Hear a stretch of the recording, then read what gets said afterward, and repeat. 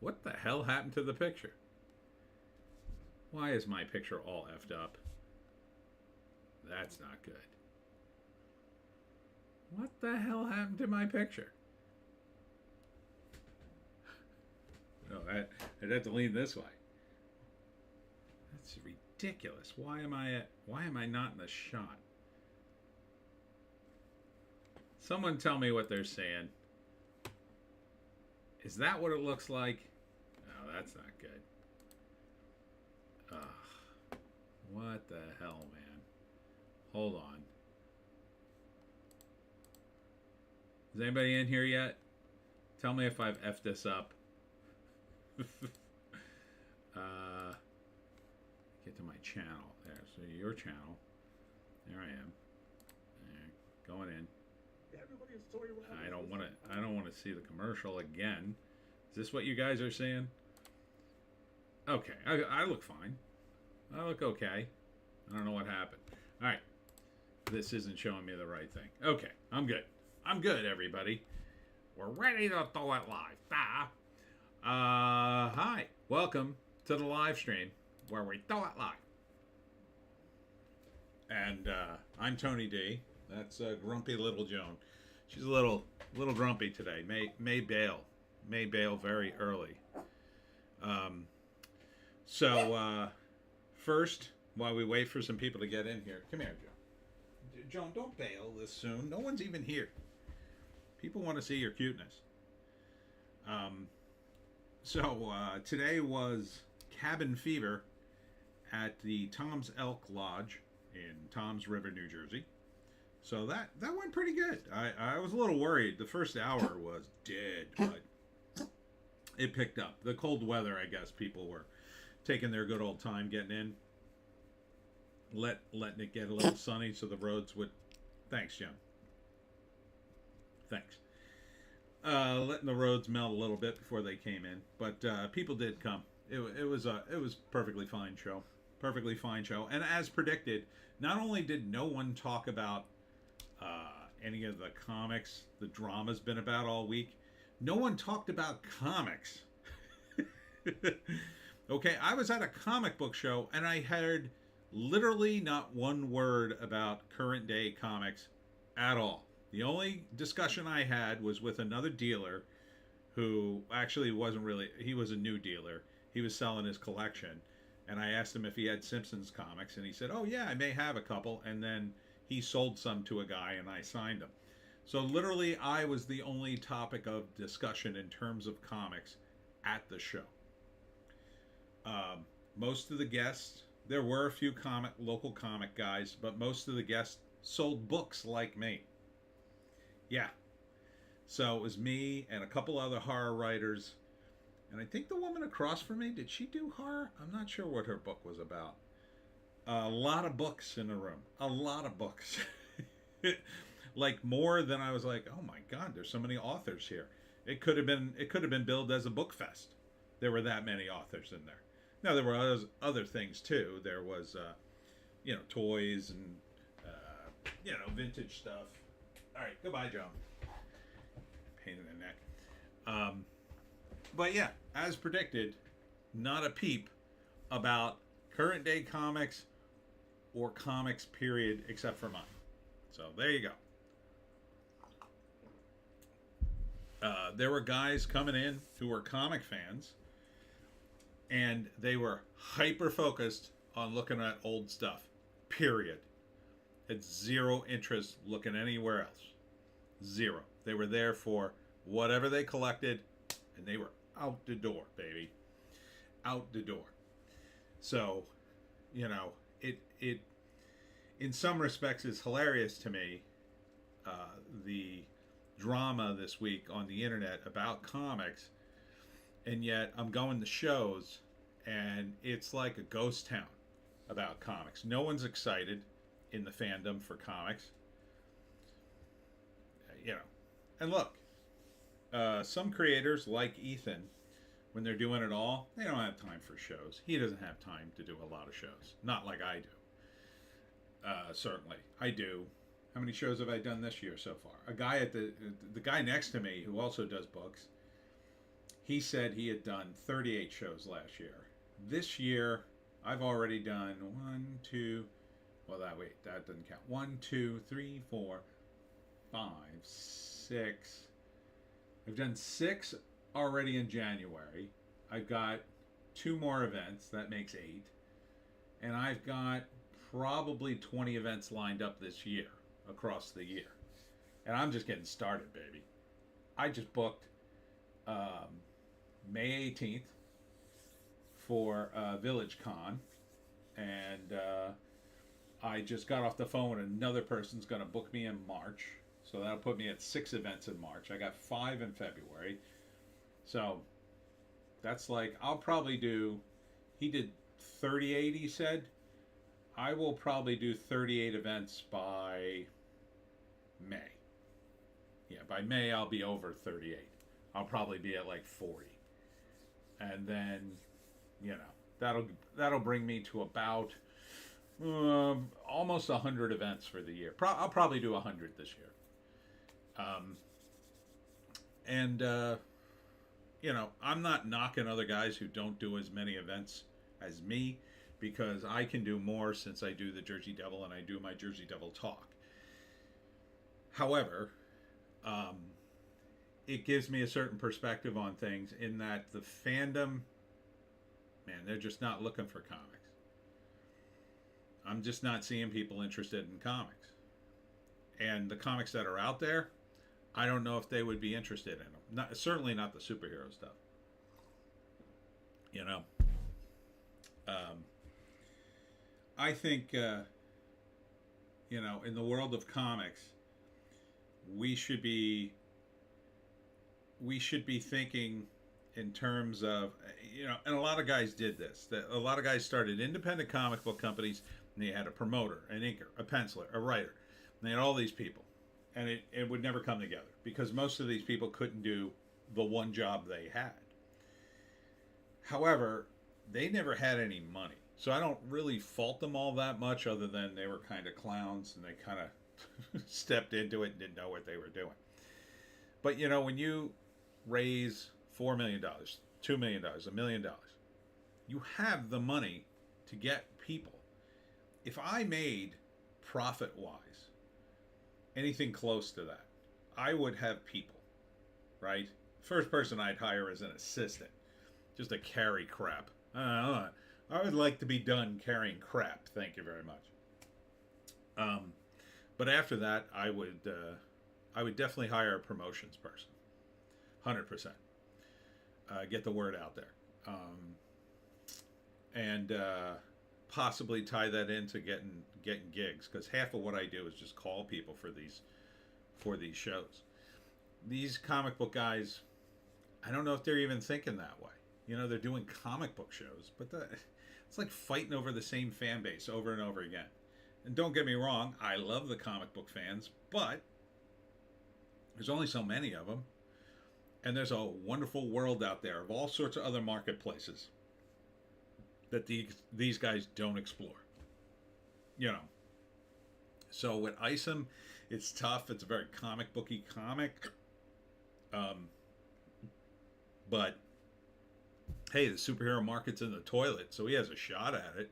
You know, for all the people complaining about Eric July's Ripperverse, it's still better than Marvel Comics today.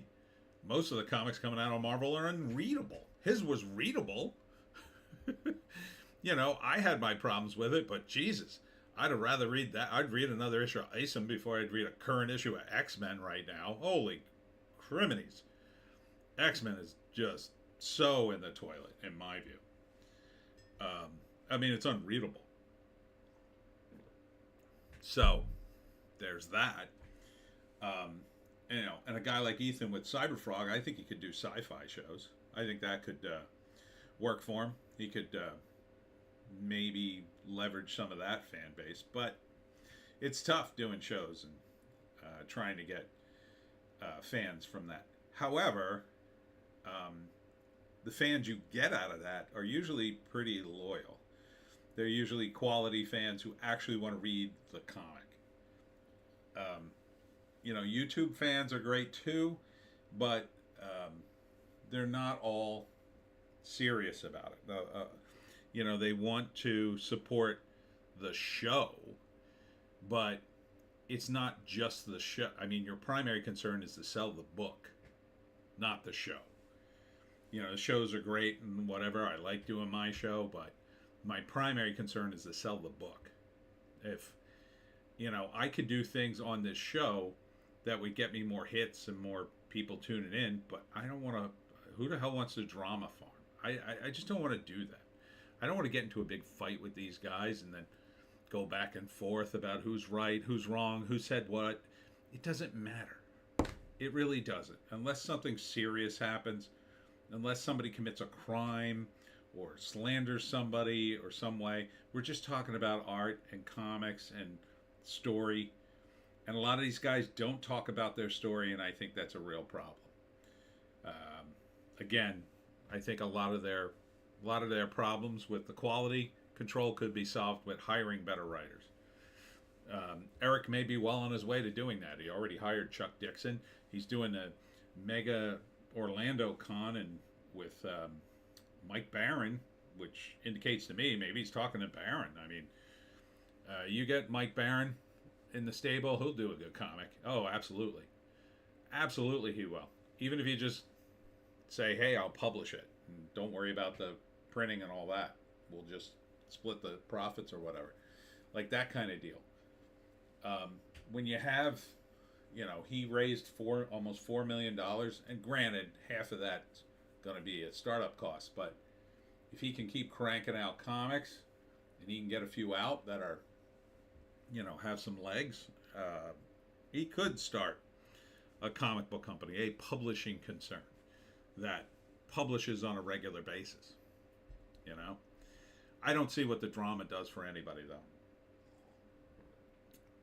Anyhow, getting into it. Is anybody here yet? Oh man. Let me go to Twitter and at least shout out. We're going it live right now. All right, do that, and let's see. Can I get the link up? Where the hell's the link? Oi. Yeah, here's the link. Okay. All right. That's me. I don't want my own picture up the whole time. All right, and where am I putting this? All right, Twitter. Doing it live. Okay, so maybe people will see that. So what else is going on? So the show was fine today. Solid. Talked to a lot of people. Talked to a lot of other writers. You know, as competitive as writers are, I don't see this drama with writers. I really don't. You just don't see it. Everybody just kind of does their own thing, and hopes for the best. I've never seen, you know, at least in the indie world of writing, two guys go at it like some of the comic book guys go at it. Comic book guys are full of drama. Even before the internet. I saw two guys at a comic book show fight over an action figure once. No lie. Yeah. An action figure. Two grown men throwing fisticuffs over an action figure. If you can imagine. It was ridiculous. I just looked at one of my artists. I'm like, is this really happening? He's like, yeah, man, I don't know what they're doing. So, go figure, man. Comics. Maybe it's just the drama and the medium or something. But what else happened this week? Anything? I don't think so. I went to the eye doctor. Oh, it snowed. That sucked. Oh, man. Snow effed up everything this week. I was supposed to do Valenzano Widery on Friday. We had to push it back. Well, we pushed it back to next Friday, so that's fine. I'm doing a thing tomorrow. But man, the snow sucked. Oh, I ran out of salt. I had just enough, and then my backup is kitty litter, which you can use. It's not as good. It doesn't melt things. But what it does is give you a little grit, so you have a little bit more. You can walk. But the other downside of it is when everything melts, it kind of stays there and it kind of just turns to mud and clay. Um, but I had nothing else, and the reason I had nothing else was because of little Fuzzhead, my dog, Joan. Apparently, I found out that if you use the real strong melty stuff, it can burn the pads on their feet and cause them to crack. So I didn't want to buy the normal stuff. I wanted to buy the pet-friendly stuff, and of course they were all out of it by the time I got my butt in the store. So next time, I should have bought some. I knew I should have bought some. Oh my God! Now they're doing this. That's pretty funny, I gotta say. That's Eric July being chased by a frog representing Ethan. That's kind of funny. You gotta have a sense of humor about these things. I mean, I'm gonna get off of Twitter before I just poison myself with that. Get sucked down the Twitter rabbit hole. Anyhow, we're gonna get started, I guess. I don't know where everybody is. Maybe because I didn't use the Bill O'Reilly GIF, people didn't see it. But we're doing it live, regardless. So let's get into the numbers. I had somebody waiting for me. Concurrent viewers 1. Is my signal dead, maybe? I don't know. Well, let's just forge ahead. If anybody can see me and they're in here, say hi. All right. Look into the numbers. Number 1 is Mean Girls for a second week in a row. What are you going to do? It was kind of inevitable. But it dropped 59%, which is not good. Not a very good showing on a second week. But it's still number 1, so it kind of doesn't matter. It means everything else sucks even worse. Even worse. However, let's see what that made currently. I think this is going to make its money. Oh, maybe not. 66 worldwide, 66 million? How much could this have cost?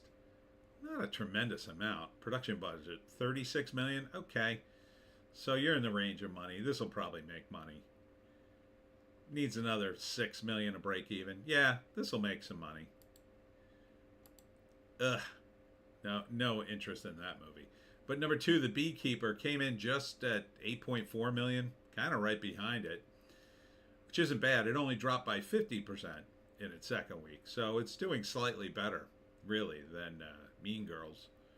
So if it can hold up that rate, it might surpass Mean Girls, in terms of the listing. It'll have longer legs. I kind of was rooting for The Beekeeper because it's more my kind of movie. But number 3 is Wonka. Jesus, this is in its 6th week. Oh, wait, let's see what The Beekeeper did money-wise. 38 million? Meh. Now, this probably cost more than... I bet this costs more than Mean Girls, because they have stunts in this one.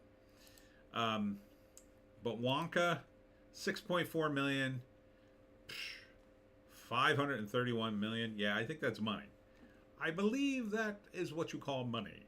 If you can't make money on $500 million, Disney, get out of the game.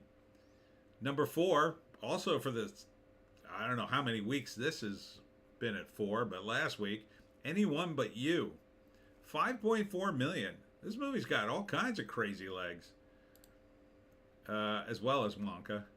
100 million. And I bet this costs nothing. And no budget. I bet it didn't cost no $50 million. Probably cost less than that. There's no effects in this. Sydney Sweeney and Glenn Powell. I said it when I watched the trailer. They got good chemistry. They're both good looking. And it wasn't boring to watch them on screen. Sometimes you get handsome man and beautiful girl and they're just boring as watching paint dry. But these two, they got a bit of chemistry. Yeah. I wouldn't go see this movie, but if I got dragged to it, I think it would be tolerable. So, fellas, if you got to take one for the team, probably that's your best bet. And the fact that it's making money is probably another good sign. Number 5, again, Migration, the cartoon, 5.3 million. This isn't doing bad either. 191 worldwide with a budget of 72 million. Yeah, that's money, baby. That is money. That means sequel. That's going to get a sequel. It looked cute enough. I mean, it's about some ducks that fly south for the winter, and they somehow end up in New York City. I don't know if that's south for them, but and I think Danny DeVito voices one of the ducks. So it looks cute enough. I don't know. It's not for me. I'm sure it's fine.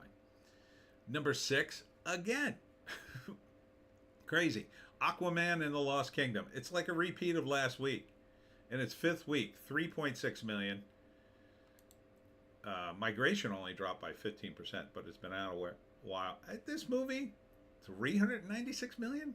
It's going to crack 4 million, or 400 million. That's just about breaking even. But I don't think they spent, look, the budget is 205 million. I don't think they spent 205 million advertising this thing. They knew what they had. They knew people were resistant. And I think that includes all the reshoots. Some people say, no, that doesn't include the reshoots. I mean, 205 million? Come on.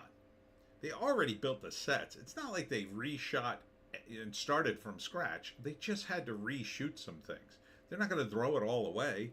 They build in the reshoots into the budget.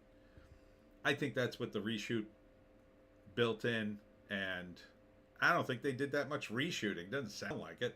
Sounds like what they did was shoot new scenes not involving Amber Heard and substitute them. It must have been a nightmare to rewrite this thing. Oh God, to be the screenwriter on this. It would have been good on the one hand, because they would have been calling me in every day saying, oh, we got to write Amber Heard out of this thing. And I would have been like, okay. And then they would have been like, well, don't write her completely out. Well, don't do this. Would have been a nightmare. But on the upshot, that's paid money, boy. It's paid money, all the rewrites. And now here we go. Finally, something new. At number 7, premiering at 7, ISS. This was from Bleecker Street at $3 million. Now, they were complaining that this movie wasn't doing well. But to which I said, it's Bleecker Street movie. This is an outfit that usually just puts things, I mean, back in the day, we would have said direct to video, but this would have been direct to streaming. Like, did they expect this to, I didn't even expect this to be in theaters. It's in quite a few theaters. I guess this is Bleecker Street's attempt at trying to capture some of the theater market, and good for them. They've been making movies a long time. And they've had stuff in theaters before, I think, but this looked okay. It had an interesting premise, at least.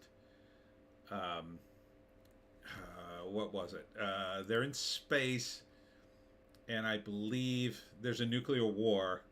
Not everyone's dead, but there's a war, and then their orders, there's like Russians and they're Americans, and then their orders are to capture the space station. So they're going back and forth and trying to kill each other. That's not a bad premise. It's not a bad premise. $3 million.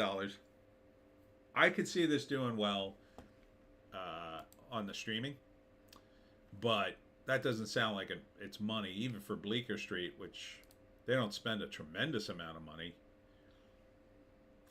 I mean, $3 million? Could that be money? Nah, no way. There's no stars in this, but there's got to be enough effects that it pushed it over at least 10 million, I would say. Number 8, dropping from 7, is Night Swim. Practically a repeat of last week, 2.7 million. This movie's doing pretty well for a movie that probably didn't cost anything. 36 million. What's the, yeah, we don't know the budget, but I can't imagine this is a high budget. I really can't. No. But, again, how scary could it be? It takes place in an indoor pool, in-ground pool. It's weird, right? Oh boy, the in-ground pool movie. horrific. All right, let me check to see. See, this is still not rolling. I got 2 concurrent viewers, and no one is can see me. I'm going to refresh this. I hope this doesn't screw everything up. Okay. No, it's still going. Just looked like it was a little wonky. Okay, that's better. So at least it's not doing whatever it was doing before.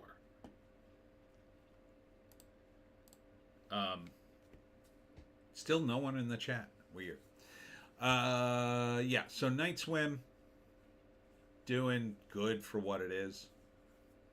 Number 9, Boys in the Boat, which was directed by George Clooney, by the way, if anyone cares. 2.5 million. Doing 44 million worldwide. Holly is here. Hi, there we go. Did you try to talk before and you couldn't get in, Holly? Because, I don't know. I thought the stream was acting a little wonky, so I reloaded. Don't know what happened. Yeah, so what was the budget on this? We don't know. This could have been cheap, but I doubt it because George Clooney's directing, and I'm sure he wants a payday, even though he got a piece of the movie. But I don't know. It's kind of close. They could have made it for about 25 million. I see, even though it's kind of a period piece. Most of the action probably takes place on the water. They don't need a tremendous amount of period piece stuff. Holly, nut this time. No. Holly, oh my God. No, not this time. Sorry. It's doing...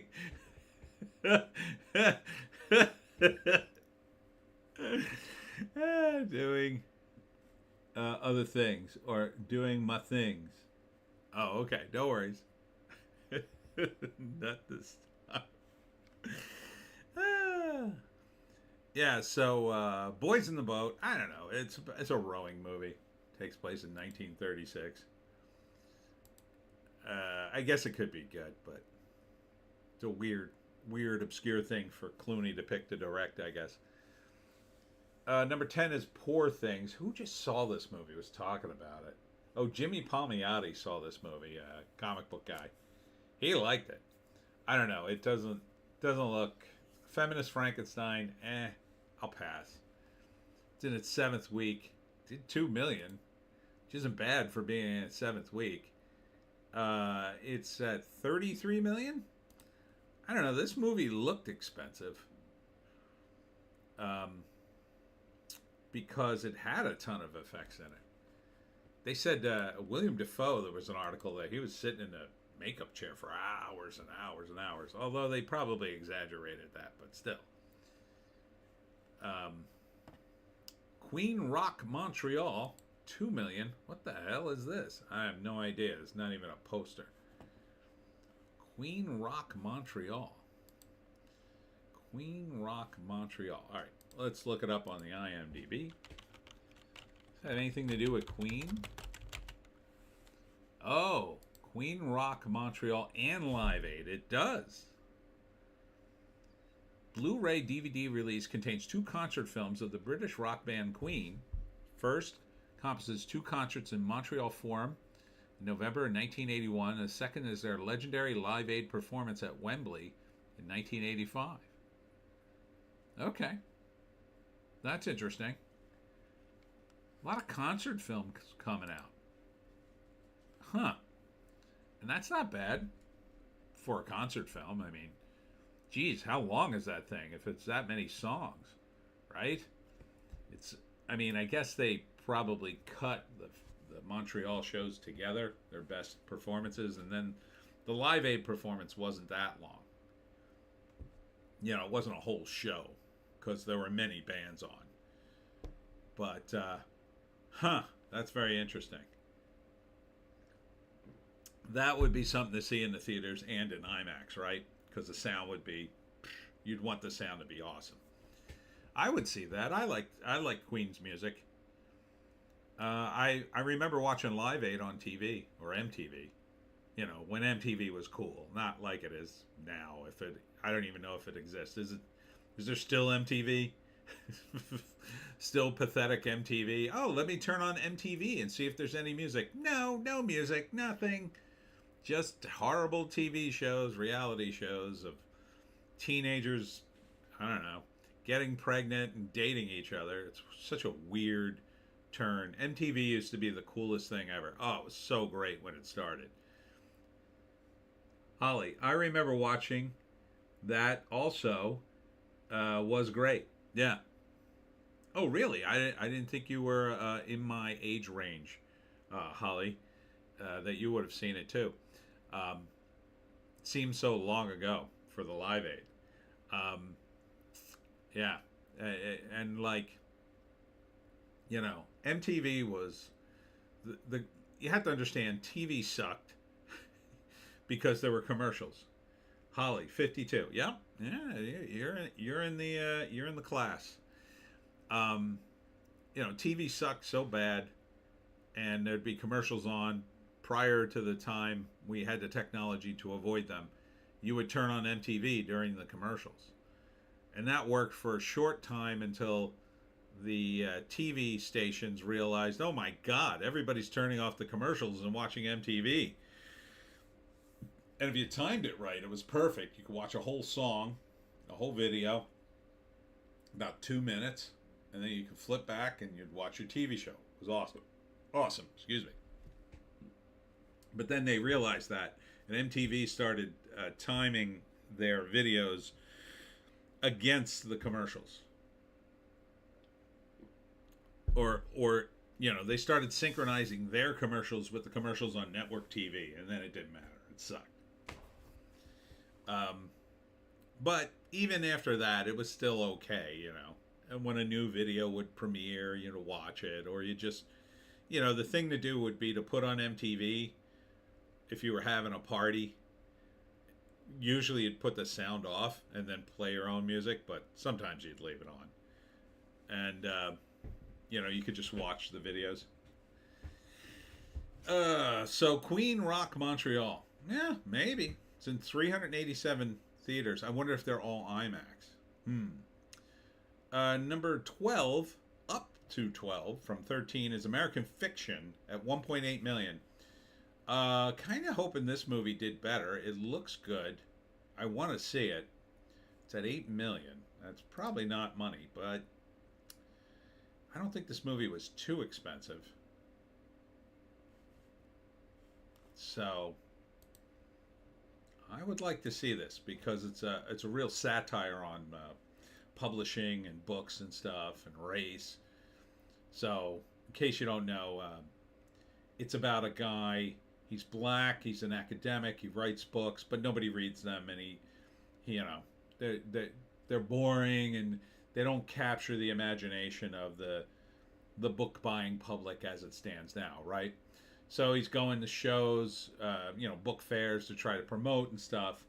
And what he sees is other black authors, but the books they're promoting, one woman does a reading, and she seems like perfectly intelligent woman or whatever. But then the moment she starts reading from her book, it's like the most ghetto thing ever, and it's just really, you know, terrible stories about poor black people with like every conceivable trope. And he watches, and people are applauding and like, oh, so stunning and brave. And so he goes to his agent, and his agent's like, well, the publisher wants a black book. And he's like, I'm black. It is a black book. He goes, no, you know what I mean. And so he gets drunk one night, and he writes like the dumbest book ever with like every trope, every black trope in it. And of course, it sells like gangbusters. And it's about him pretending to be uneducated ex-convict in order to sell his book, and it just explodes and he makes all this money, but then he comes to regret it. It looks pretty amazing because it looks like a real send-up of book publishing, and I would love to see it. Number 13 is The Iron Claw. Again, I thought this movie would do much better with the wrestling fans. I mean, it did 32 million. It just doesn't seem like much. But what did it cost? Oh, it only cost 15.9 million. So maybe that's just money? Yeah. That's at least break even. So that's not bad. I mean, really, it should do another 30 million to really, but it's still, how long has it been in? It's been in 5 weeks. It'll probably be out for another 2 or 3 weeks. And then it'll be on streaming and it'll make some money. So it made some money. Not enough, but it looked good. Holly M. Iron Claw looks good, but just a sad story. Yeah, it's really sad if you know the background to that. And it is a true story, so. Very tragic. But, almost every wrestling fan I mentioned that movie to perked up and said, oh, yeah, I know those guys. Yeah, it was sad. And they all knew it. So I thought, oh, man, that movie's got to do well. But, it did okay, I guess. Number 14 is The Book of Clarence. This is the second week. Drops by 57%, which isn't great. 4.6 million. I don't think that's money. Don't have a budget on this one. This is a weird book or a weird movie that's supposed to be like, it's supposed to be like the director's version of the Bible, and like it's a mostly black cast. It kind of could have been more of a satire. It sort of is, but it doesn't seem very funny. It just seems kind of angry. It could have been like a Black Life of Brian, but I don't think they really went for the laughs. I think they were trying to be too serious with it. I think you really got to go for the laughs on something like that. It's kind of a ridiculous plot anyway, but, the plot is, and the main character, Clarence, decides he's going to, like, pull a grift and become the newest Messiah, and then it kind of spirals out of control from there, but it doesn't look fun and funny. It looks kind of like, we're being very serious, and I don't know. Not like Life of Brian, which was just, crazy. There seems to be some crazy scenes in it, though. I'll give it that. Or maybe they just don't know how to market comedies anymore. I mean, it's really simple from where I'm sitting. You want to just put some of the funniest scenes in the trailer. You want big laughs in the trailer. I mean, that's what they did for The Life of Brian. They put in really funny scenes, and you went, oh my God, I got to see this movie.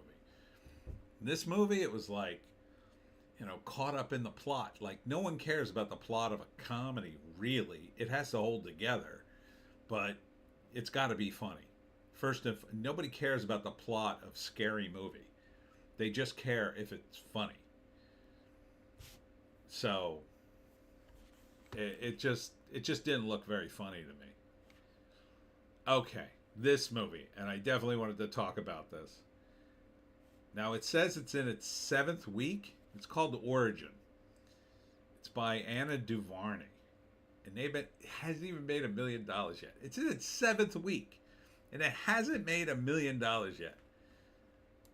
Now, there's no way this movie didn't cost a decent amount of money because, first off, the Punisher, John Bernthal, is in it.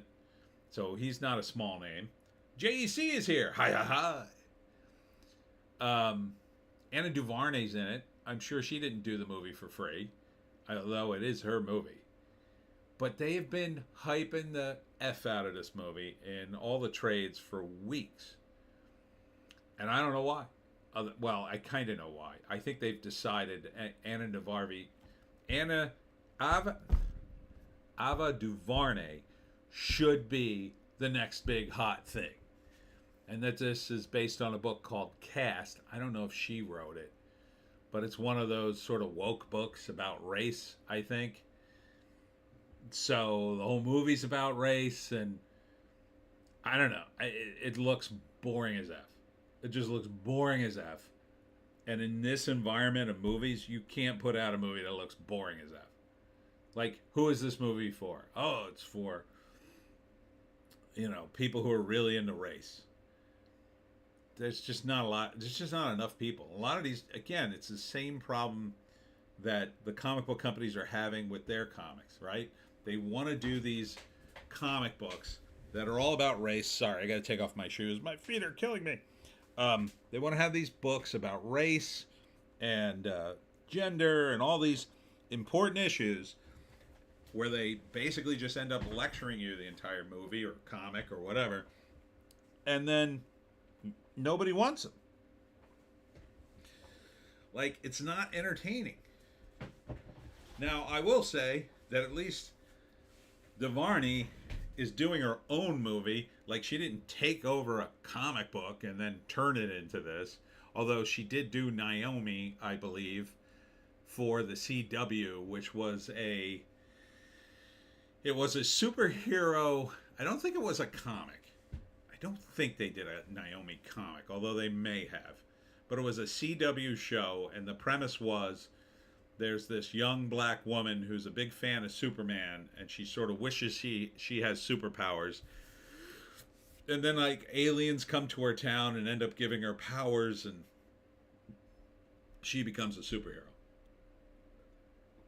It felt a lot like DC, the CW's answer to Ms. Marvel. And it was just gone in a season. It got, like, very few ratings. And, like, again, normally in Hollywood, the normal way things roll, if they give you a chance and it blows up and doesn't make any money, then they may not completely cut you out, but they're not going to give you a bigger project. They gave her a movie after that. Like, someone who works in television doesn't graduate to a movie because their TV show died. They don't say, well, you're terrible at television, let's give you a movie. No, they say, well, nobody's interested in your TV show. I don't know why we would invest more money in you to do a movie. So, I don't know who this woman's agent is, but he is a genius. He is a freaking genius, and I wish he was my agent. Because he seems to be doing great things with very little. Or either that or Ava DuVernay is, some sort of master Svengali that talks the studio into giving her money. I don't know. But anyhow, it just kind of, and like article after article after article after article, it's like, look, there's more than one black director who's female in Hollywood, especially right now. I mean, literally, you can have your pick of them. Why are you focusing on Ava DuVernay, who's already had multiple chances? Besides Naomi, I think she did something else, too. Wasn't she in, like, Wrinkle of Time with Oprah? Maybe that's why she got the money to do this movie. Maybe she's Oprah's friend, and Oprah just says, here's another $30 million. What do I care? I'll just write it off on my taxes. Stedman, write that off on my taxes. So it's weird to me that she is making movies. And yes, I'm jealous a little. After that is The Boy and the Heron, $814,000 going out of theaters, running out of steam. It did okay, $156 million, and I bet it didn't cost anywhere near that. Yeah, no budget, but again, it was made overseas. They don't charge the kind of money they charge here. The Color Purple, dropping from 14 to about 17. It's really The Color of the Purple, the musical, like Mean Girls is the musical. $59 million. This could be money. What was the production? We don't know what the production budget is. I don't know. Again, it was a book. Then it was a movie with Whoopi Goldberg. Then for some reason they turned it into a musical on Broadway. And then they turned it back into a movie. Crazy. I don't know. People love Broadway shows, I guess. And they just can't get enough of them. And the music. I guess. Godzilla -1, ya boy. Still in theaters, 667,000 at 90 million. This movie we know only cost $15 million to make. Out of Japan, Japan doing it right, even with you know, a comparable advertising budget that's only $30 million. So that is money, baby. That's the way to do it. 30 million cost, make double your money back. Triple, really. I mean, they make the money back and then 2 times that. For every dollar you invested in this movie, you make 2. Profit. That's not bad. That ain't too shabby. If you threw 100 grand into this thing, you get 300 back. That's the way to do it. Hollywood spending $200 million on movies that nobody wants. The Hunger Games, The Ballad of Songbirds and Snakes. Oh, please just die already. $326 million. Yeah, this made money, unfortunately. Yeah, Rachel Zegler's career is saved. Made $500,000 this week. 10th week. It's been in theaters for 10 weeks. And it's over 1,000 theaters. That ain't... They're keeping that thing out there. All of Us Strangers, that's the gay romance movie, $500,000. I don't think that's money, though. Zone of Interest, this is Oscar bait. $447 million. It's in more theaters it's in the 6th week. Holly M, they are doing a black and white version of Godzilla -1. Yes. What I heard was they're just taking the Godzilla -1 and just showing it in black and white, I think. Right? They're not redoing it, but I think they're just showing. Look at this movie. $1.5 million. This is going to be the Oscar bait right here. So they'll probably either just keep this in the movie theaters at this point until Oscar season is over, and then try to, I don't know, put forth publicity to get people to go see it. Again, that used to work, you know? That used to work. People would say, you know, after the Oscars, oh, who won the Oscars? Oh, maybe we'll go see all the Oscar-nominated movies because they must be good, right? And to some extent, it used to be at least partly true. You know, some of it would be pretentious nonsense, but you'd get at least 2 or 3 movies in there that were pretty good, and if, in the odd year, you would get, they'd all be pretty good, really. But this year, what is going to be nominated? Oppenheimer, Barbie, and the rest. I mean, probably Zone of Interest. Maybe I don't see how they could nominate it for Best Picture, but maybe. I don't know what the hell else came out this year. Maybe like something like Ferrari. I mean, there was tons of stuff, but nobody saw it. Godzilla should be nominated. Will it be? No. It might get a nod to the foreign movie market, but that's not the kind of movie the Oscars are going to drop an Oscar on. Not like Parasite. Parasite was sort of more aligned with their goals. They're not going to give Godzilla an Oscar. But from what I hear, it's awesome. So it might get at least a nod in the foreign film thing. So that could be cool. Trolls band together, $350,000. Man, there must be some band of child that loves Trolls still and keeps going to the movie theater for it. $206 million for a movie that costs what? Nothing, probably. No budget. No, wait, $95 million. Okay. Well, it's in profit margin. Trolls band together. That means you're going to get another one of them. Trolls one more time. Ugh. There's Ferrari, $278,000 going out of theaters. This did not do well, but it could be Oscar bait because Adam Driver's in it. Looks legit anyway. $35 million. That's not money though. Oppenheimer, of course. I think they're determined to keep this in the theaters until it makes $1 billion. 955 million. There's no way. There's no way.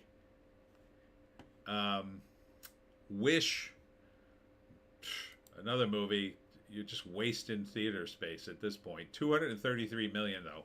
It kind of made some okay money in the international market with a production budget of 200 million. It still probably didn't make any money because, you know, it's 33 million over the budget, but probably not the advertising. Aurelius is here. Hello, Aurelius. I imagine there's a lot of parents struggling to show something nice to their kids in theaters, and Trolls movies seem safe enough. That is true. I definitely wouldn't take the kid to see Wish if I had kids. Trolls band together, I guess I might tolerate it. I would probably lean towards, and I don't know, I think it's fine for kids. The Boy and the Heron, that's gotten a lot of good press. JC, if it wins Best Picture, it could pass 1 billion. Oppenheimer? Possibly, I guess, if everybody runs out to see it after it wins an Oscar. Maybe. I don't know. It seems like a lot of money to make, 45 million, for a movie that's been out in theaters continuously since, and then came back. Then maybe you could hit a bump of like, I don't know, 20 million, and then over the next couple of weeks, you know, eventually get 45, but seems like a lot. Oh, Don the Second's here. How y'all doing? Hi, Don. Welcome to the live stream. Wonka seems like another one I'd take a kid to if I had kids. JC. Oh, wait. Skipped one. Aurelius. Kids don't see the press, good or bad. They just see cartoon poster, and parents see kids' entertainment, not linked to the weird stuff from Disney. That's true, but I think Disney has taken it so hard on the chin. There are a lot of parents who are just like, no, we're not going to see Disney movies anymore. Especially in the Midwest, where they're more religious. The word is out on Disney. They're going to have to do quite the song and dance to get people back, I think. But on most other things, yeah. But even so, I mean, because you got to understand, the Midwest is very conservative in general, and they listen to Rush Limbaugh back in the day. They listen to the right-wing media. They're listening to the Daily Wire and other right-wing pundits. They're going to think twice. And if one of their right-wing pundits says, that movie's for groomers, forget it. JC, Boy and the Herring is probably too boring for kids? Yeah, maybe. For American audiences, I guess. I don't know. Did you see it? Was it good? People raved about it. I heard a lot of good things about it. It does look a little boring, though. Oh, here's one. Spider-Man Across the Spider-Verse. Although the second one I hear is a bit woke, with like secret messages in it. I don't know. Who broke it down? I guess it was Bounding in the Comics. Said it had a whole trans flag motif for one of the characters' rooms or something. I don't know. They might have been reading into it. $150,000. Still in 466 theaters. That's crazy. How long is this movie? 34 weeks? It's still been in theaters all this time? They must have taken it out and brought it back. 682 million. Yeah, they're definitely doing a sequel to this. Soul. Now this movie effing tanked, but it's kind of not its fault. The domestic box office is $845,000. But they never released it. They didn't release it during the pandemic here. They released it internationally. We don't have a budget, but they released it internationally. But here it's already been on Blu-ray and DVD. Yeah, it's not money, baby. Oh, it is so not money. But they were just trying to make back some of the money. But it's still kind of embarrassing they couldn't even break $1 million for Pixar. But God, Pixar's in such rough shape now. Thank you, Disney. Thanks for ruining Pixar. It was in great shape before everything went woke. God, they were like a powerhouse. Now, now they're struggling. Now they're firing everybody. That's not good. That's very not good. After that, The Holdovers somehow still in theaters. 13th week, $70,000. Anselm, $32,000. Memory, $16,000. And then premiering way at the bottom, Inside the Yellow Cocoon Shell, $12,000, but it's only in 2 theaters. What the heck is this? I don't know, it looks like a foreign movie. That poster screams foreign movie to me. Guess the country, I don't know, Sweden. It looks depressing. Radical, which is another movie that seems to be in theaters continually. And then way at the bottom, Pasang, In the Shadow of Everest. This looks like a documentary about climbing Everest. Yeah, I can't get enough of them. $4,500. I mean, it's only in 2 theaters, but it's $4,500. Yeah, that doesn't sound like it should even be on the list.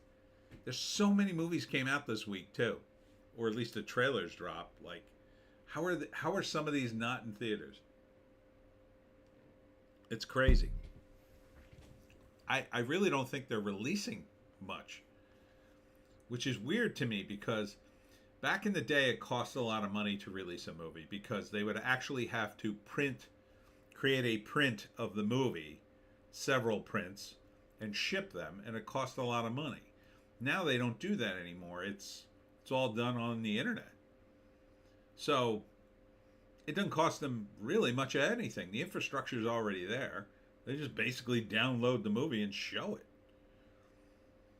So why, or they mail a flash drive or something. I mean, I guess that costs money, but they do it all the time. It's not like it's a big deal. Why aren't they distributing more movies? It's weird. There's so many out, and some of them look decent. I mean, some of them look better than the ones here. The Boys in the Boat. I mean, it just looks boring. It looks like the kind of movie you'd see on a Sunday on A&E, and it'd be fine, and you'd be like, oh, that was interesting. But you wouldn't go to the theater for it. Poor Things just shouldn't have been released. That is an art house movie. Origin probably shouldn't even have been greenlit. I mean, and there's just not that enough. I mean, 63 million? 63 million? That's pathetic for the weekend. I mean, it's still January, but that's pathetic. 63 million. Pathetic, Hollywood. You are pathetic. And on that happy note, let's check the trades. But before I get into that, does anybody want to, if you want to talk about the drama in comic books this week, I don't think I have any links or any articles, but big drama. My video reviewing Isom 1, 2, and Alpha Core were at the beginning of this week, and they hit, Isom number 1 review kind of hit on the internet about like Wednesday. People started watching it, and I started to get a lot of comments about it. And the drama between Eric July and Ethan Van Sciver's sort of peaked then. It seems Eric July is mostly just bowed out of it, although he's still yelling at people on the internet, it seems. But Ethan has turned his show into, he calls it the Trash Cast now. I guess he's trashing things. I don't know. I haven't watched it, but or he's just talking trash. I don't know. But it doesn't seem to be, like Ethan talked about saving the industry and stuff, and I don't think this is saving the industry. I think this is dividing the fandom. I don't think it's a good thing to go down that path. I think he's kind of going down a Howard Stern path, which is fine for his show. He's apparently doing incredible numbers in super chats or whatever. Good for him, I guess. But that to me doesn't build a readership. It would tend to destroy it. So I don't think he should go down that path. And look, he's mad at Eric July. Some fans have told me he has every reason to be mad at him. Okay. I don't see what being mad at him in a public way does anything. I mean, if Eric July did something to him, sue him or arrest him or whatever you can do legally, or just, I guess you could trash him openly, but I don't know. It just seems like not a good idea. It doesn't seem like that'll bring Eric to his side and go, yeah, you know what? I'm wrong. I'm going to listen to you now, Ethan. I don't think that's going to happen now because he's kind of burned the bridge so thoroughly. You know, why would Eric then suddenly go, you know what? You're right. So, I don't know. JC, he's calling it the Trash Cast because he's mad at Yellow Flash, who has a show called Flashcast. Oh, that makes sense. Okay. Yes, and I caught some of the drama with that. That involves an artist that Flash cut a deal with, and Ethan is championing the artist because there's a whole thing to it. I don't want to go into it. Look, I feel bad that the artist is in a bad way. JC, Eric is becoming a locale. There are a half dozen shows now that watch his stuff and make fun of him. Yeah, he really should he really should stop confronting people.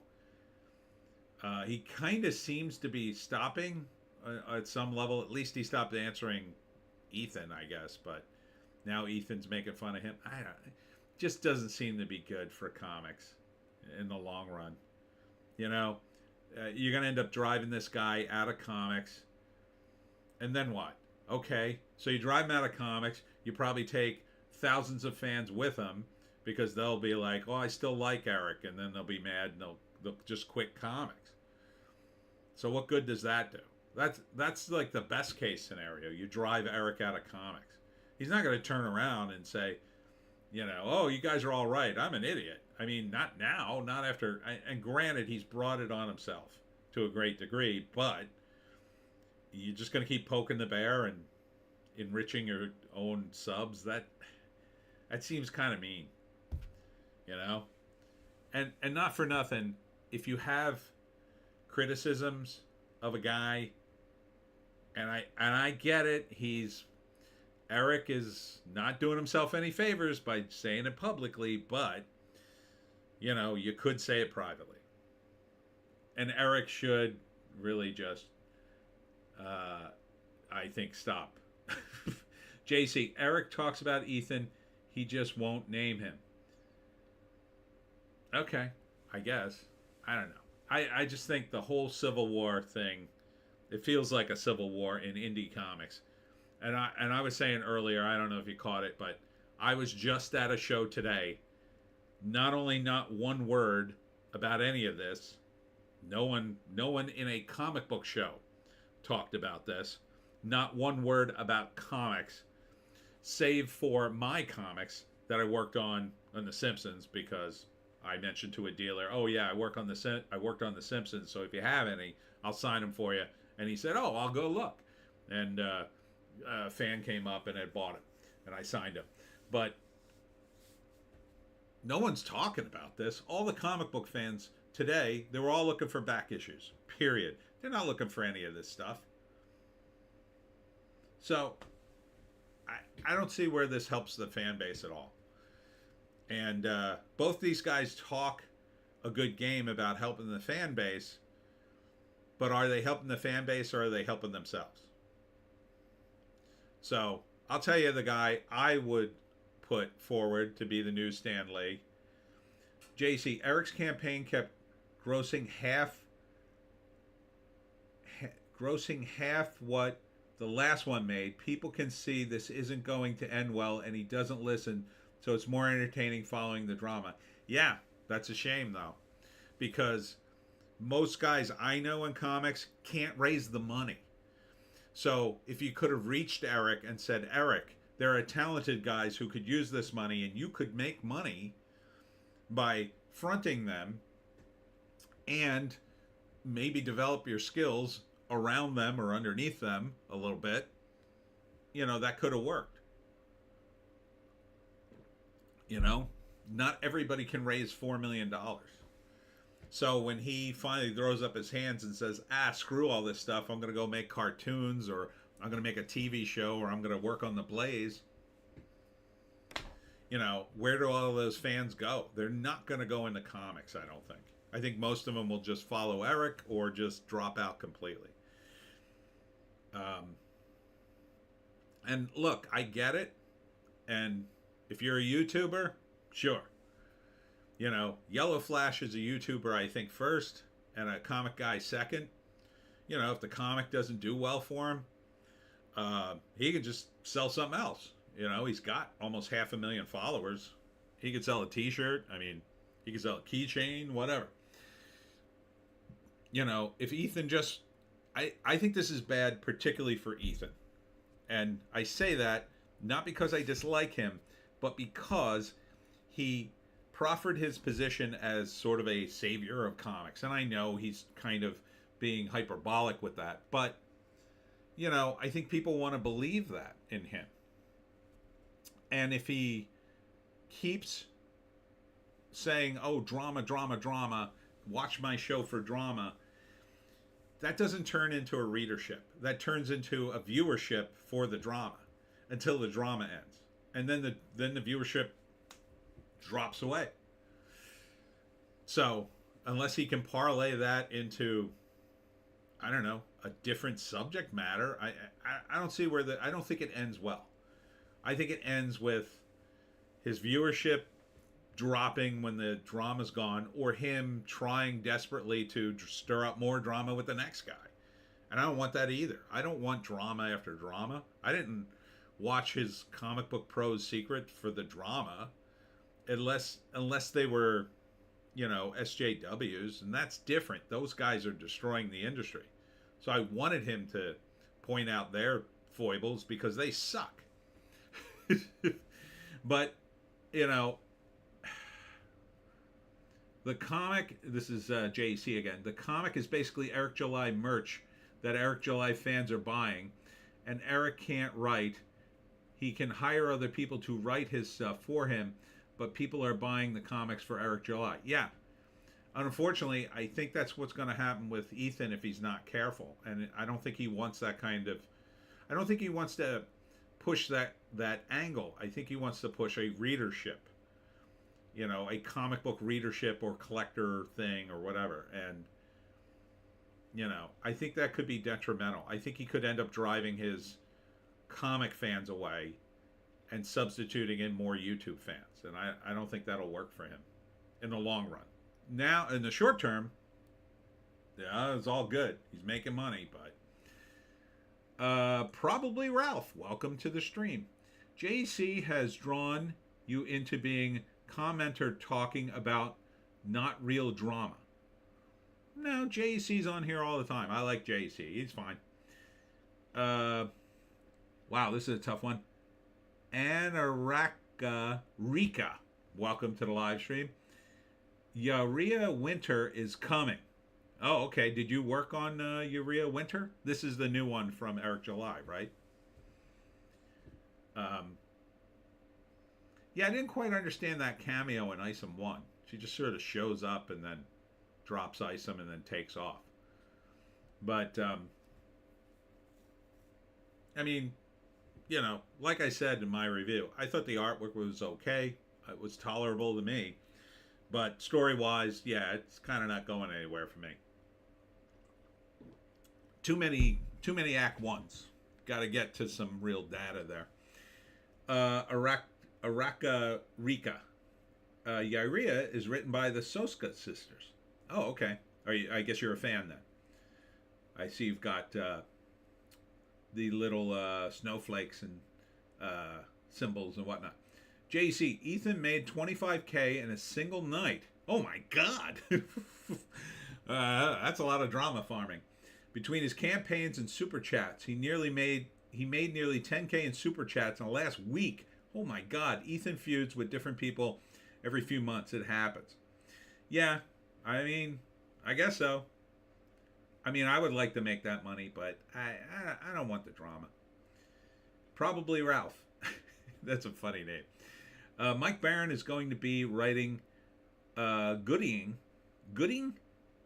the Polymath. Cool. I'll read that.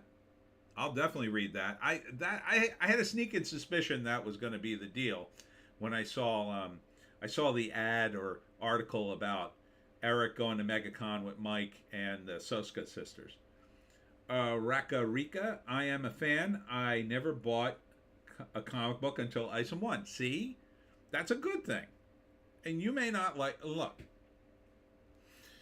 as long as Araka Rika likes. Sorry, I keep mispronouncing that. Anakara Rika likes it and thought she made a good purchase, that's fine. I'm assuming you're a girl because Rika. Probably Ralph. That is going to be spring 2024. Oh, okay, cool.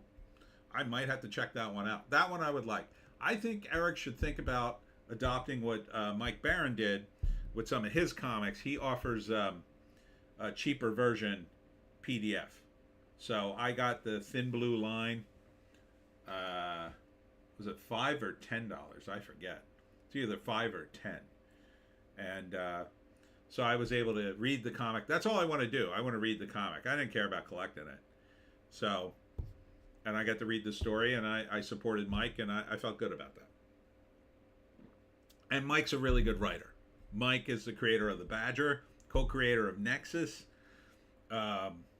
He's worked on The Flash. He did a great run on The Flash back in the day. He did the run on The Flash where Wally West had taken over, who was originally Kid Flash. Araka and I'm just going to call you Rika. Rika, it's okay. LOL. So, Rika, Eric doesn't want to do digital books. I think he should. JC, Eric released his finances publicly for some reason. He's spending like $300K a quarter on payroll alone. His campaigns are making half the previous ones made, and his books are poor quality. Probably Ralph. Antarctica Rica. So like Antarctic Rica. Antarctica Rica. Yeah, that's not good, JC. You know that math don't figure after a while. He's got them rookie numbers. He's got to bump those numbers up. JC, criticizing Eric is the most fun part of the Ripperverse. That's a shame. That's really a shame. It shouldn't be. He needs to turn that boat around. I don't know how he can do it. Yeah. It's going to be sad when he closes shop. I mean, I hope he somehow prevails, but I don't know, man. Maybe he'll get a movie deal. Maybe the Daily Wire will, or the Blaze will decide to finance a comic book company. And then, that's what he could do, right? So if, say, I think he worked for the Blaze, didn't he? One of those groups. So say the Blaze wants to do publishing. Anarcha Rica. Oops, disclosed. Let's say he, they offered him, I don't know, we'll take over the overhead on your comic book company, and you publish for us, and we cut a deal, and blah blah blah. And then with the purpose of eventually spinning them off into movies, cartoons, TV shows, blah blah blah. That's where all the money is. And then he did that and got a new influx of cash. What he could do is relaunch the universe, or relaunch under a different title, and then not erase what has gone before, but he could sort of start fresh. JC, Eric is with the Blaze. They'll prop him up for a while. And Arca Rica. YouTube must have removed the other comment. Oh, yeah. Sometimes it does that. I do have the right chat on, though, I think. Oh, wait. All right. Now, no, now I do. Yeah. Now it might work. Sorry.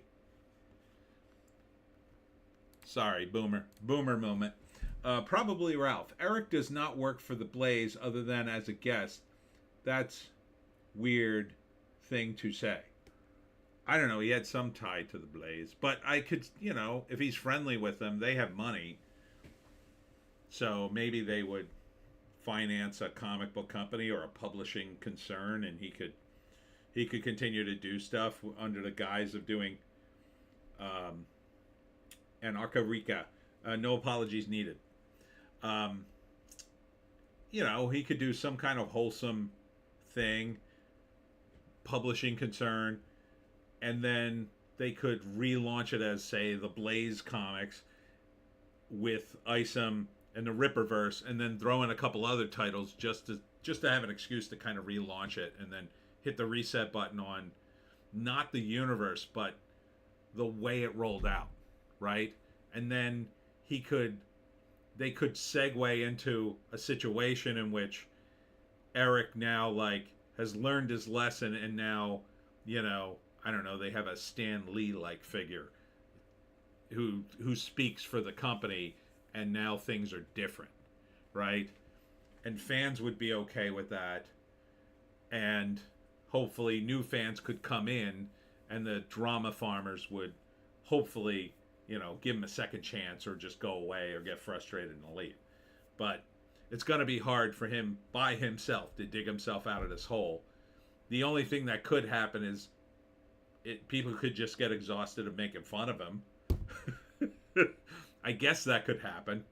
They could just get tired of doing it. But he would have to stop making videos, or at least stop addressing things. Probably Ralph. Haha, it's not a Blaze thing. Eric made his money as a rock artist. Oh, really? And funded his comic company. Oh, cool. Anarcha Rica. Ripper was just a contracted commentator on the Blaze, which was kind of nice since people dislike anarcho-capitalist. That was the one thing I really liked in the Isom universe, is how all the superheroes had a way to make money. Like it wasn't like, there wasn't any thought of like, oh no, this is being financed by the U.S. government or anything like that. It was all like, they had ways to make money. That's what I really liked about Gooding. I liked him because he seemed really on top of that. What I would like to see, though, perhaps as the villains, would be a government-run superhero team, which are all a bunch of bastards, right? Like a bunch of government-run guys are all corrupt, and they're supposed to be superheroes, but they're really a-holes. That could be really good.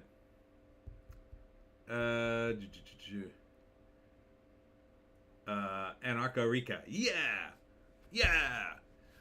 Like, there's a great comic out there. What is it called? I think it's called The Reality Roach. It was done by a libertarian comic book guy. JC, making fun of him is the only heat the Ripperverse has going for it. Yeah, it seems that way. I would like to see that change, though. I'm trying to be very positive about it, because I really did like Alpha Core. Alpha Core was good. Read it. Alpha Core was rock solid, and I want to see Chuck Dixon do more work, because he should be doing work. So, if I was the heartless publisher at Ripperverse, all of a sudden, I would cancel Isom and make Alpha Core the main comic already. And I would definitely launch Gooding with Mike Barron and see how that did. But Alpha Core was really good. Probably Ralph. Yeah, Mike Barron working on Gooding right now, which will be fun. I agree. Alpha Core was good and done well. And Arcarica, Alpha Core is awesome. It really was. I really liked the idea of a military style Justice League. But, and even in Alpha Core, you could do it. You could have like another division of Alpha Core, like in another city or like in Washington, and they're totally corrupt. And they're basically the enemy, but they're supposed to be in the same team. Oh man, that could be good. And I'm not talking like the boys where they're like degenerates. I just mean they're corrupt. You know, they're taking bribes. They're they're using the bureaucracy to do the bare minimum or to enrich themselves when they should be helping people, and they don't care. You know, they're just jerks. So, but yeah, I wanted to just touch on the whole comic scene. And again, did an entire show today, not one word about this, and that's not a good sign in in terms of the comic book world.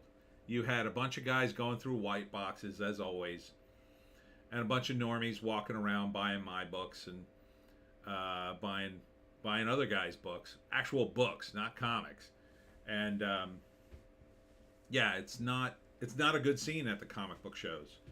And maybe, I mean, Eric might have the time to, you know, shake hands and go out and do the kind of face to face stuff that I do. But I don't know. He's got to stop picking fights on the internet, I say.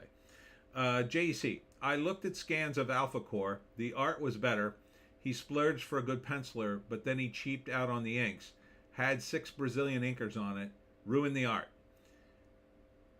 Probably Ralph. JC, so go find other comics.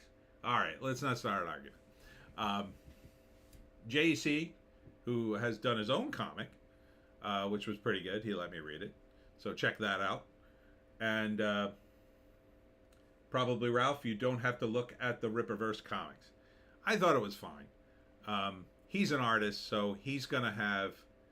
People like JC, Ethan, friends of mine who are artists, they have a higher bar for this kind of thing. They can't look at art that's bad. They just can't. They see things because that's what they do. Whereas I think more normie customers aren't going to see all those details necessarily unless they have a very good eye. Occasionally people do. I have an okay eye for stuff. I can pick out guys who I think are professional. But, you know, I'm more of a story guy. I can overlook art that's okay if it's got a good story. JC, probably Ralph. Probably Ralph. Do you work for Eric July? LOL. Yeah, we don't have to keep defending Eric. Look, Eric's Eric. He's making mistakes, but I think he's doing some good stuff too. But, you know, if he doesn't turn the boat around soon, I think he'll be done. Let's get into Variety, where the very important news lives. Probably Ralph. Well, that's what I was saying. If he doesn't like it, it don't bother, then don't bother with it. I don't watch shows I don't like. Yeah, exactly. So at Variety, what do we got? Glenn Powell says looking down on rom-coms is kind of silly, as Anyone But You hits 100 million, talks Hitman, and Top Gun 3 teases at Sundance. So Glenn Powell's career taken off. He did this other movie right after Top Gun. It was basically the Korean War version of Top Gun. He basically played the same exact character. He was another pilot, except it was also woke because his co-pilot was black, and then it was a whole racial drama. But that movie did nothing, which was weird because Top Gun had just come out and done gangbusters, but then nobody went to see this his other pilot movie. But yeah, he seems to be doing well. Box office. Mean Girls reigns again as ISS misfires with 3 million. I don't think that's a misfire. 3 million. JC, all the streams I like to watch are talk about Eric drama, so I looked at it. Yep. Mean Girls star Rachel McAdams makes surprise SNL appearance to introduce Renee Rapp. Megan Thee Stallion joins performance. Oh, weird. She's not a singer. And SNL's barely a show now.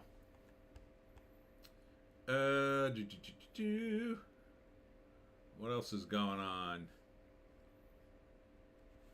Yeah, nothing else. Over at Fandom Pulse. If you haven't checked out Fandom Pulse, these are some of the guys that I think they defected from bounding into comics. They're trying to be way more based than bounding, and I think they're mostly succeeding. They're cranking out articles left and right. Anarcha Rica at me. I am an unpaid honorary, so to speak, moderator for Eric's YouTube channel. I invite you to listen in and when you have the time. I never had the time, but thank you. Probably Ralph. Weird. Is there like some online circles? I don't know. I'm an IT guy, not a comic book guy. Yeah, I guess there sort of is. And Arca Rica is a moderator, so there's fandoms. People gravitate to who they like, I think.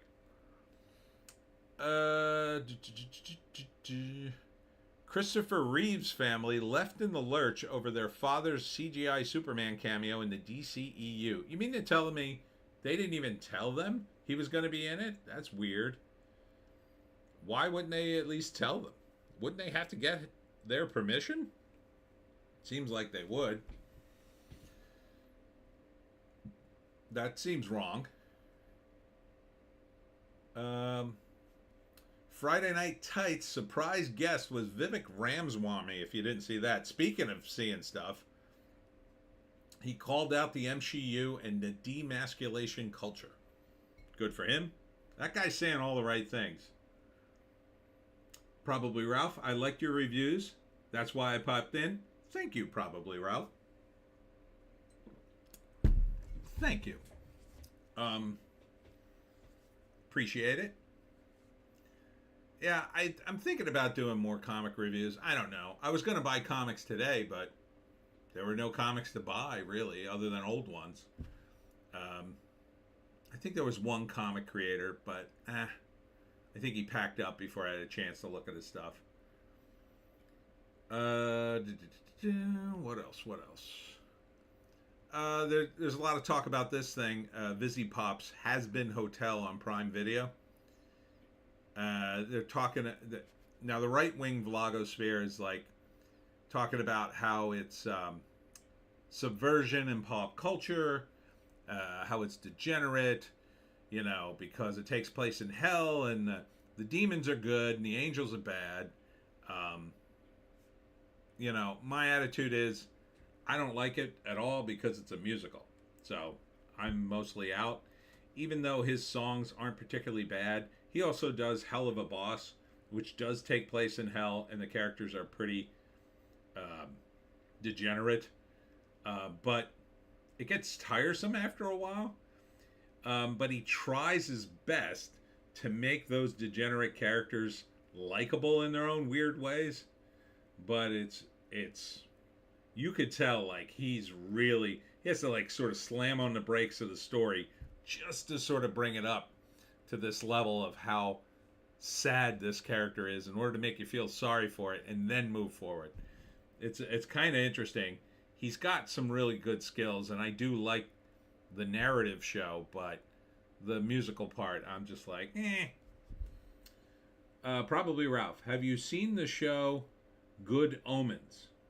No, but I kind of know what it's about. That's like David Tennant and I forget the other guy. And they're like the devil and an angel, right? And they're doing stuff. It's like a Neil Gaiman project, right? I think. It didn't really interest me.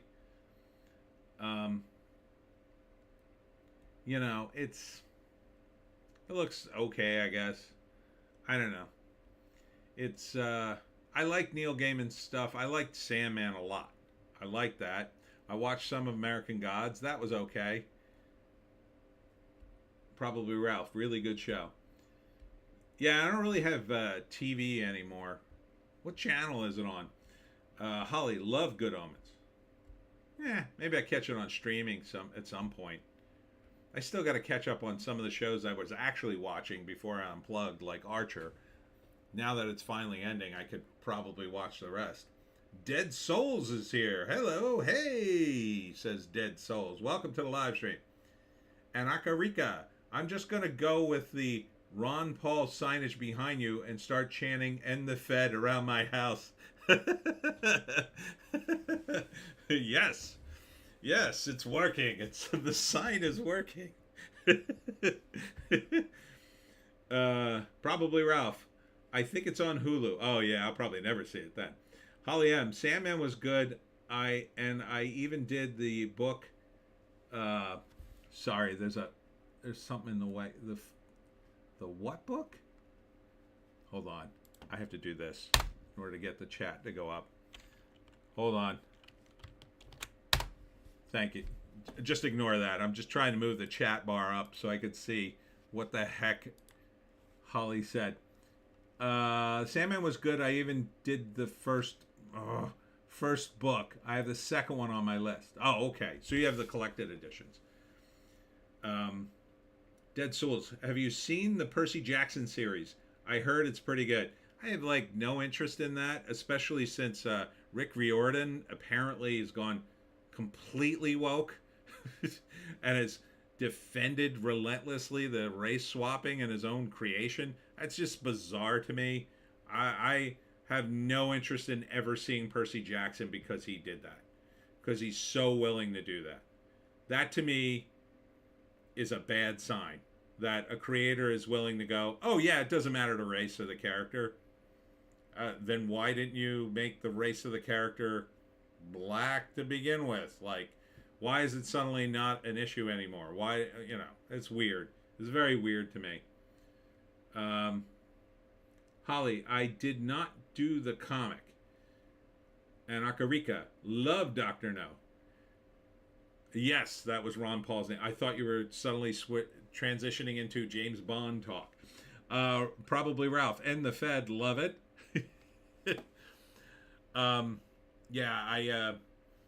That sign's both helped me and hurt me. It helped me recently. People said nice things. I guess because a lot of anarcho-capitalists follow Eric and then came over to my channel. But then one person in one of my regular trailer analysis saw that sign and said, Ron Paul, ew, and then bowed out. Dead Souls. I understand I wasn't really excited when I saw Annabeth was cast as black, so I haven't really watched Percy Jackson yet. Yeah, and I'm really upset with Neil Gaiman, especially for the race swapping they did in his show, because that's ridiculous. Maybe in Percy Jackson, it kind of doesn't matter for a character that, I don't know the series well enough to tell you, but I can tell you that the Endless in Sandman, they were literally white. I mean, flower white. And that was part of the deal. They all looked pale, and I have no interest in seeing a show that would compromise on that point, because that was totally the look. It was totally a look at the time. It's totally a look at a comic. That Neil let that go, that was not good. So I can only speculate that they said to him, well, listen, we're going to do it this way. We're not going to do it at all. And he said, okay, do it. That would be my conclusion. Anaka Rice, what? What weird to say ew about Dr. Paul. Trust me, they do. I had a woman on, I dated her briefly, and I met her on an app, and we went out, and then she said, I just looked up who Ron Paul was. Because I guess I mentioned Ron Paul in the date somehow because she asked me like my political leanings. I said, "Oh, I'm like a libertarian like Ron Paul," and she went, "Oh, okay." And I don't know. She probably looked at one of my videos too, but she was like, "Oh, I'm not dating you. I don't like Ron Paul. I don't like what people said online." Dead Souls. They did the same with The Little Mermaid, casting a black actress to play a red-haired white princess Ariel. Yeah, that wasn't good either. Yeah, that another stupid casting decision. Especially since they could have easily created another character for her in that universe. They could have said, "Well, this is Ariel's cousin or friend," and give her a different name, give her different songs. It would and maybe sing some of the same songs. It would have been fine. Anarika, you dodged a bullet then. Haha. Yeah, exactly. Exactly. If a woman says she doesn't like Ron Paul, run. um. So. Yeah, the race swapping has got to stop. It's insane because they only do it in weird one-way directions, right? Are they gonna do it with Wakanda? Oh, I notice everybody in Wakanda is black. Well, you have something against Asian people? Like that doesn't make any sense. Yeah, they're all black. They're from an African nation that is full of black people. Like, who cares? It's the same thing in the reverse. If you set a story in Scotland, Scotland is 98% white. But what do you think the races of the characters should be? Oh, maybe we should have 4 or 5 black characters. No, they should be mostly white. It should be as white as the driven snow. It's like when the worst one is they recast a character from the Viking show, and these characters were based on historical Vikings. And they recast one as a black woman. Swear to God. I believe the show's called Vikings. It's insane. These people are nuts. They're absolutely nuts. And anybody who watches that show, you're brain dead. You're absolutely brain dead if you watch a show called Vikings where a black woman plays a Viking. I mean, you're absolutely brain dead and don't know what Vikings are. Dead Souls. Next thing you know, the Tangled movie princess will be black. Ha ha ha. Don the Second, White Conda forever. Yeah, nice one. That's funny. Yeah, like probably Ralph. LOL. Yeah, it's like the Netflix meme. Like, oh, the Netflix movie's coming out, and they immediately swap the race of whoever it is. Aurelius, I would love to make a Smash. What is that? Smash? A small sketch where Black Panther is Pajit from India. That's funny. Dead Souls, LOL. Aurelius, or a Chinese Shaka Zulu. Yeah, I mean, like, it's so stupid. Like, it's actually ignoring reality and ignoring the craft of acting. The craft of acting is about being other people. Holly M. They have done it with Anne Boleyn. Yeah, I saw that. One of the movies changed the race. Yeah, it's stupid. It's absolutely stupid. Now, if you were doing a cartoon, it wouldn't matter because then you could swap the races, or you could keep the race the same in the cartoon, and it wouldn't matter. But of course, they had a problem with Ed Henry voicing Cleveland and what's the name? Hank Azaria, who voiced Apu, is still apologizing for voicing Apu. He just came out with another statement the other day, how like, oh no, Apu is so demeaning to people. Oh yeah, he wasn't so demeaning when he was the most popular character on the show for ages and ages. Aurelius, American Civil War movie with a black Confederate general. Yeah, it should be played by Dave Chappelle, right? Dave Chappelle at his black racist sketch, like that character. He should be the black Confederate general. Oh, that reminds me. I don't know if I have a link to it. The funniest thing. Oh, here it is. Here it is right here. Speaking of that, I got to read you this headline. LeVar Burton learns he comes from white Confederate stock on PBS Finding Your Roots.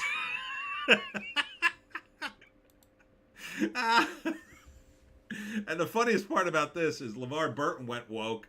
I don't know, what was it, like 2 years ago? Started saying like super woke things. Right around the time he was like vying for the Jeopardy host job, I think. And oh man, you got to watch this video if you get a chance. Find it online, because his expression when he finds out is like, oh no. Holly M. Some of it doesn't matter, but when you're talking about history, it does matter, and that works both ways. Yeah, sure. When it's history, it 100% matters. When it's an established property, I think it matters. When it's a character that maybe no one's seen before, maybe it doesn't. Maybe you get away with it. Like, you know, in the case of, say, Harry Potter, the first set of movies, you probably could have sprinkled in a few racially diverse characters and no one would have noticed. Like, it would have been like, well, we never saw these characters, so maybe. But they're just utterly obsessed with it in Hollywood these days. Dead Souls. Apparently they are making, or have made, a Founders Day murder mystery type thing. The Thanksgiving movie that came out. Yes. Yep, that is true. That was based on the Grindhouse movie parody trailer. I don't think they ever should have made those, by the way. It's just too much. Aurelius. Oh no. Play it completely straight. Take it to festivals and everything. The Gingers were the racially diverse characters in Harry Potter. Yeah.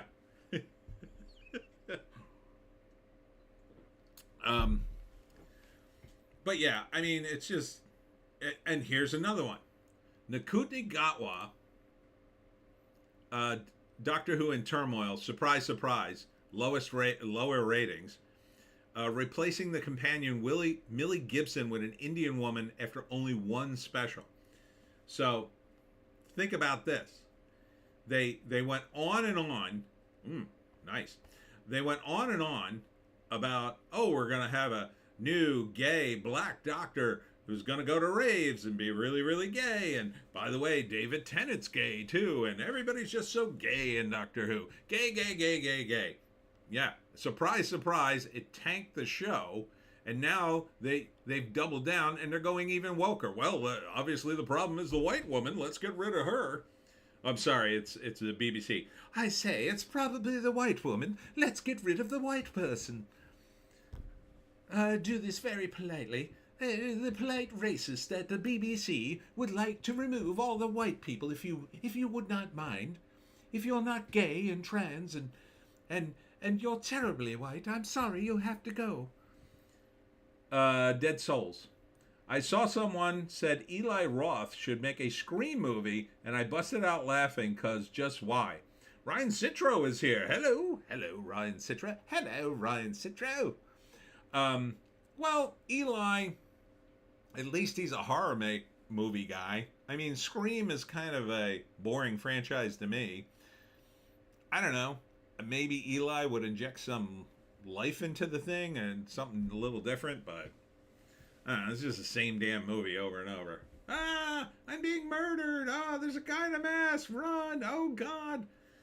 Like, you know, they've been making these movies since the 80s. It's just, every scene is a longer list of names, right? It starts out with, I don't know, Tammy, and she's at the summer camp there, and suddenly she's looking for Ray. Ray, are you here? Ah, you're dead. Ray, Billy, ah, you're both dead. And the list just gets longer and longer as everybody dies. And then, I don't know, the killer gets killed at the end or falls off a cliff into a volcano. Probably Ralph. Yeah, Doctor Who worked for me until they made him female. He is a he. Yeah. Yeah. Holly M. Doctor Who lost me with Jodie Whittaker. Yeah. It's, oh, and by the way, this week, the GOAT of Doctor Who, Tom Baker himself, the greatest doctor, turned 90 this week. 90. He's still around. Good for him. He was so good in the role. And after him, I mean, even the guys who came after him were kind of like him. You know? Let's see. Dead Souls. I only like the first Scream, to be honest. The rest kind of suck. Yeah, like the first one's kind of okay because it's sort of a meta narrative about slasher movies, but you know, it's all the same to me. I mean, I've been seeing those movies since '85. You know, Jason and Freddy and all those guys, and I just like, you know, the really good one is the first Halloween. That one's amazing. It's John Carpenter. It's so good. Watch it if you haven't. It's a really good movie. The first Jason movie, bleh. The second one's okay in terms of Halloween. The third one, they go in a completely different direction. It's kind of cool movie. It's not really Halloween, but it's kind of cool. That's a movie they could have expanded off of. Not Mike Myers. Mike Myers was DOA after the first movie, really, and like the second movie. The second movie starts like right at the end of the first movie. Like literally, they're driving the ambulance with his body, but it turns out he's not dead, and he gets up and starts killing everybody again. I mean, it's ridiculous. But at least it kind of works.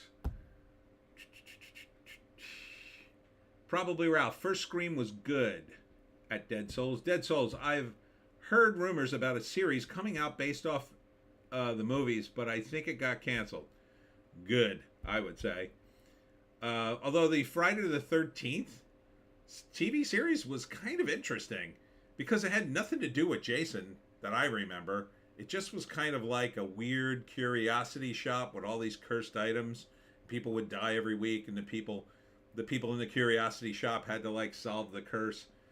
It was kind of interesting, but it seemed to have no tie to the actual movie, but at least they tried to get creative with it. Holly M. Slasher movies have their purpose. They're really just fun. I really wouldn't call them horror movies. At least this goes for the ones they make today. Yeah, I never thought they were scary, really, because they're kind of all the same. It's just kind of like, oh, this guy's gonna get it. He survived. Oh, surprise. You know, there's only so much you could do with it. JC, I like the first 4 Doctors. Don't like any of the 80s Doctors. The first 3 Doctors from the reboot were good too. Don't like any of the others, says JEC. I didn't really see any of the new Doctors, but I did like, what's his name? Oh, the guy who was in Suicide Squad, Peter what's-his-face. He was good. He's a good actor. And I've seen clips, but I don't think I've watched whole episodes. I started with Tom Baker, and I just thought he was great, but the guys who came after were okay. I thought they were fine. They just weren't Tom Baker. Anarcharica, the bathroom scene still haunts me. The creepiest scene for me ever was from the show Luther when dude slid out from under the bed. Ooh, I liked Luther. That's a good show. I don't remember that scene specifically. Probably Ralph. The first Halloween, I was spending the night at my cousin's house. He was 8. We watched it. He cried all night long. Yeah, I guess he would. That's a little young to be watching Halloween. That's a scary movie. Dead Souls. Jason in New York was the worst. Well, yeah, but I don't really consider that a slasher movie so much as a parody of a slasher movie. Like that and Jason X is kind of a parody of it. It's just so stupid. At that point, they're just like pushing it off a cliff. Like I really wanted to make...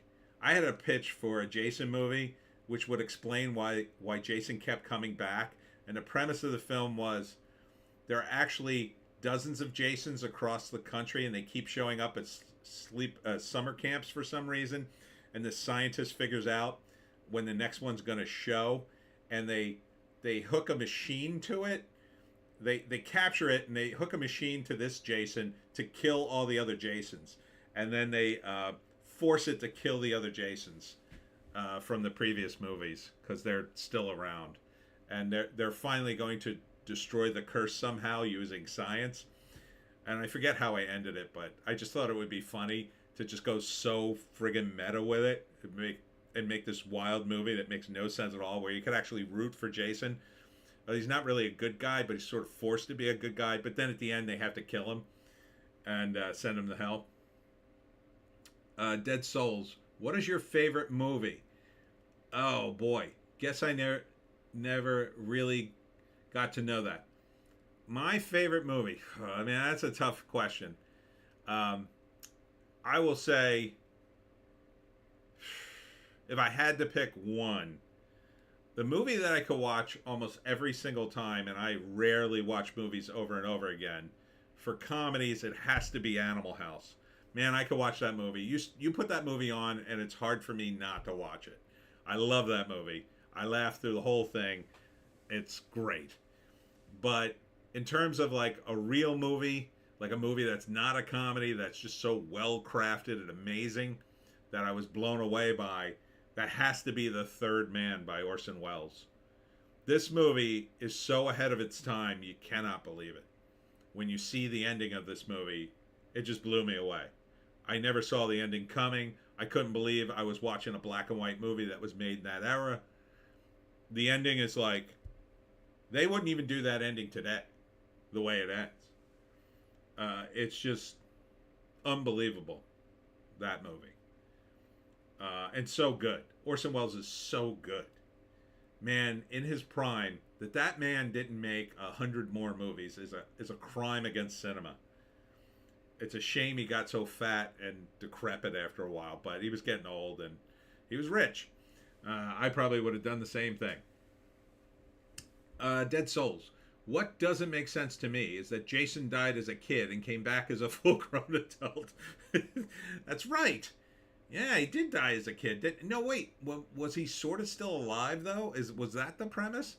He didn't come back. He was just horribly scarred and he was still alive, or was he dead? That's weird. Dead Souls. My favorite movie is American Pie. That's okay. I was a little too old for American Pie. By that time, I had seen so many movies like that. It was kind of like old hat for me. But another movie that's on the top of my list, I talk about all the time, is Predator 2. I love that movie. Just because Danny Glover shouldn't be the protagonist in that movie, yet he is. Like, he's too old to be fighting the Predator, yet he beats him anyway. It's so great. And I love the ending of that one, too. I love movies with good endings. That's why I also love The Lost Boys. The Lost Boys has a great ending line. I love that. JC. The Third Man is fantastic. Orson Welles didn't direct it, though. He just starred in it. Oh, he didn't? I thought he did. But it's a brilliant movie. A Touch of Evil is also brilliant, too. He definitely directed that one. JC. Carol Reed directed The Third Man. A Touch of Evil is so brilliant, too. Charlton Heston as a Mexican man is something to see. I did watch the last Orson Welles movie he was working on when he died. I forget what it's called. It doesn't quite come together, but it's interesting to watch if you're a film nut. JC, my favorite movie is A Clockwork Orange. Oh, that's great too. I love A Clockwork Orange. That's really good. Yeah, that's probably... Is that Kubrick's best movie? Yeah, probably. Yeah, it's really good. Although I do love... I love The Shining. His version of The Shining, I love it. Probably because it's about a writer going crazy. Probably Ralph. Idiocracy is one of my favorite movies for comedies. Ooh, that's a good one too. I do enjoy Idiocracy quite a bit. And that's one of those movies that grows on me every year too. Every year I like it even more because it was really prescient in some degree, and it's kind of timeless in its own way. I didn't realize how timeless it was when I watched it. I thought, oh, this was pretty good, but now I look back on it and go, that was really good. Dead Souls, I'm gonna have to go because it's getting late, but I hope you enjoy the rest of your day or night. Thank you, Dead Souls. Thanks for dropping in. JC, Touch of Evil is great too. That one is a Touch of Evil. Touch of Evil is great too. That one is a Touch of Evil. Okay. Anakarita. Idiocracy is a documentary, Ralph. Haha. JC, people sleep on Lady from Shanghai. That's a really fun Orson Welles movie. That's true. That's another one. There's so many, really. You know, I love I love the Blues Brothers. That's another one. It's kind of a musical, but I kind of love it. Just because I love John Landis and his direction. A lot of his movies I really love. I love the pacing on John Landis movies. It's just so frantic and great. Holly M, we are living in idiocracy every day. Actually, that and Demolition Man, another great film, which really called it. And if you haven't seen Demolition Man, oh, you got to see it. JC, Train Spotting used to be one of my favorites, but then I watched Train Spotting too. Well, just pretend it doesn't exist. Train Spotting's pretty good. Wasn't I wasn't super enamored with it, but I did like. I love the performances. I love the music in that one as well. Um, but yeah, just so many great films of the past. Not so many coming out these days. Let's see. What else did I have? Um,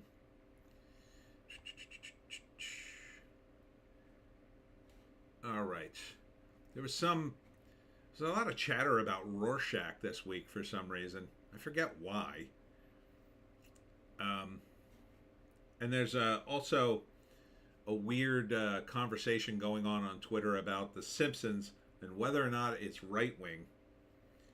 Train Spotting 2 is garbage. Woke 2, says JEC. Oh, I don't know. I didn't see that one.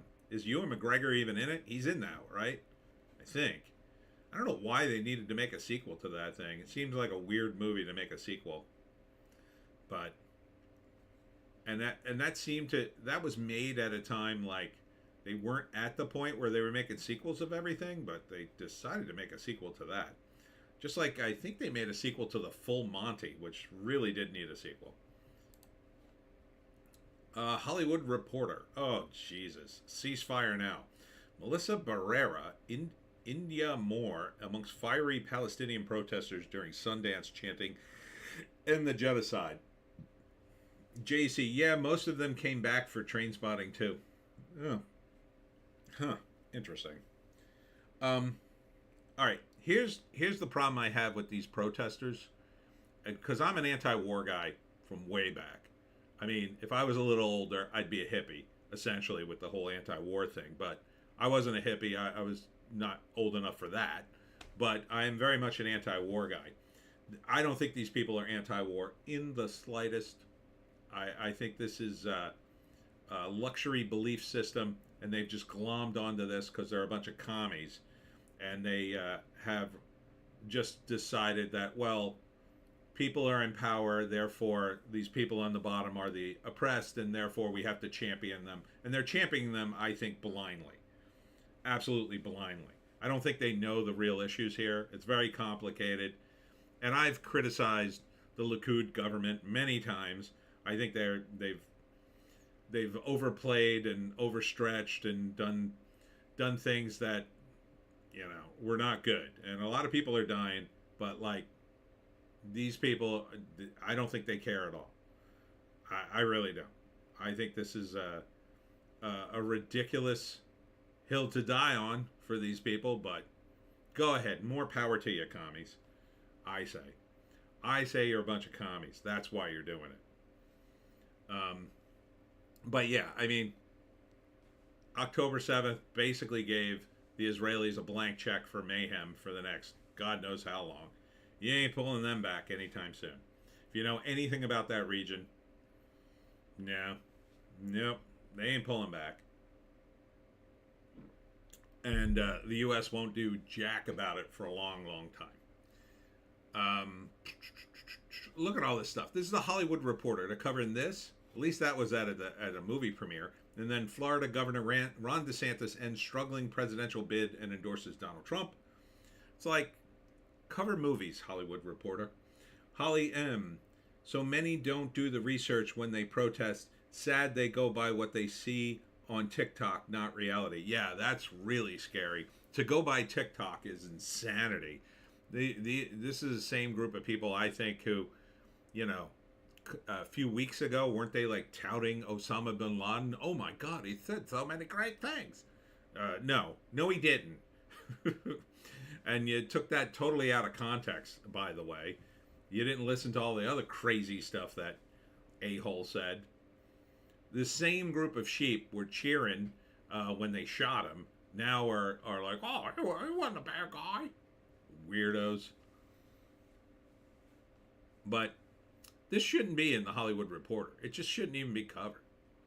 Maybe the protest because it was at Sundance, but they're covering Ron DeSantis dropping out of the presidential election. This is a Hollywood Reporter. That doesn't have anything to do with movies.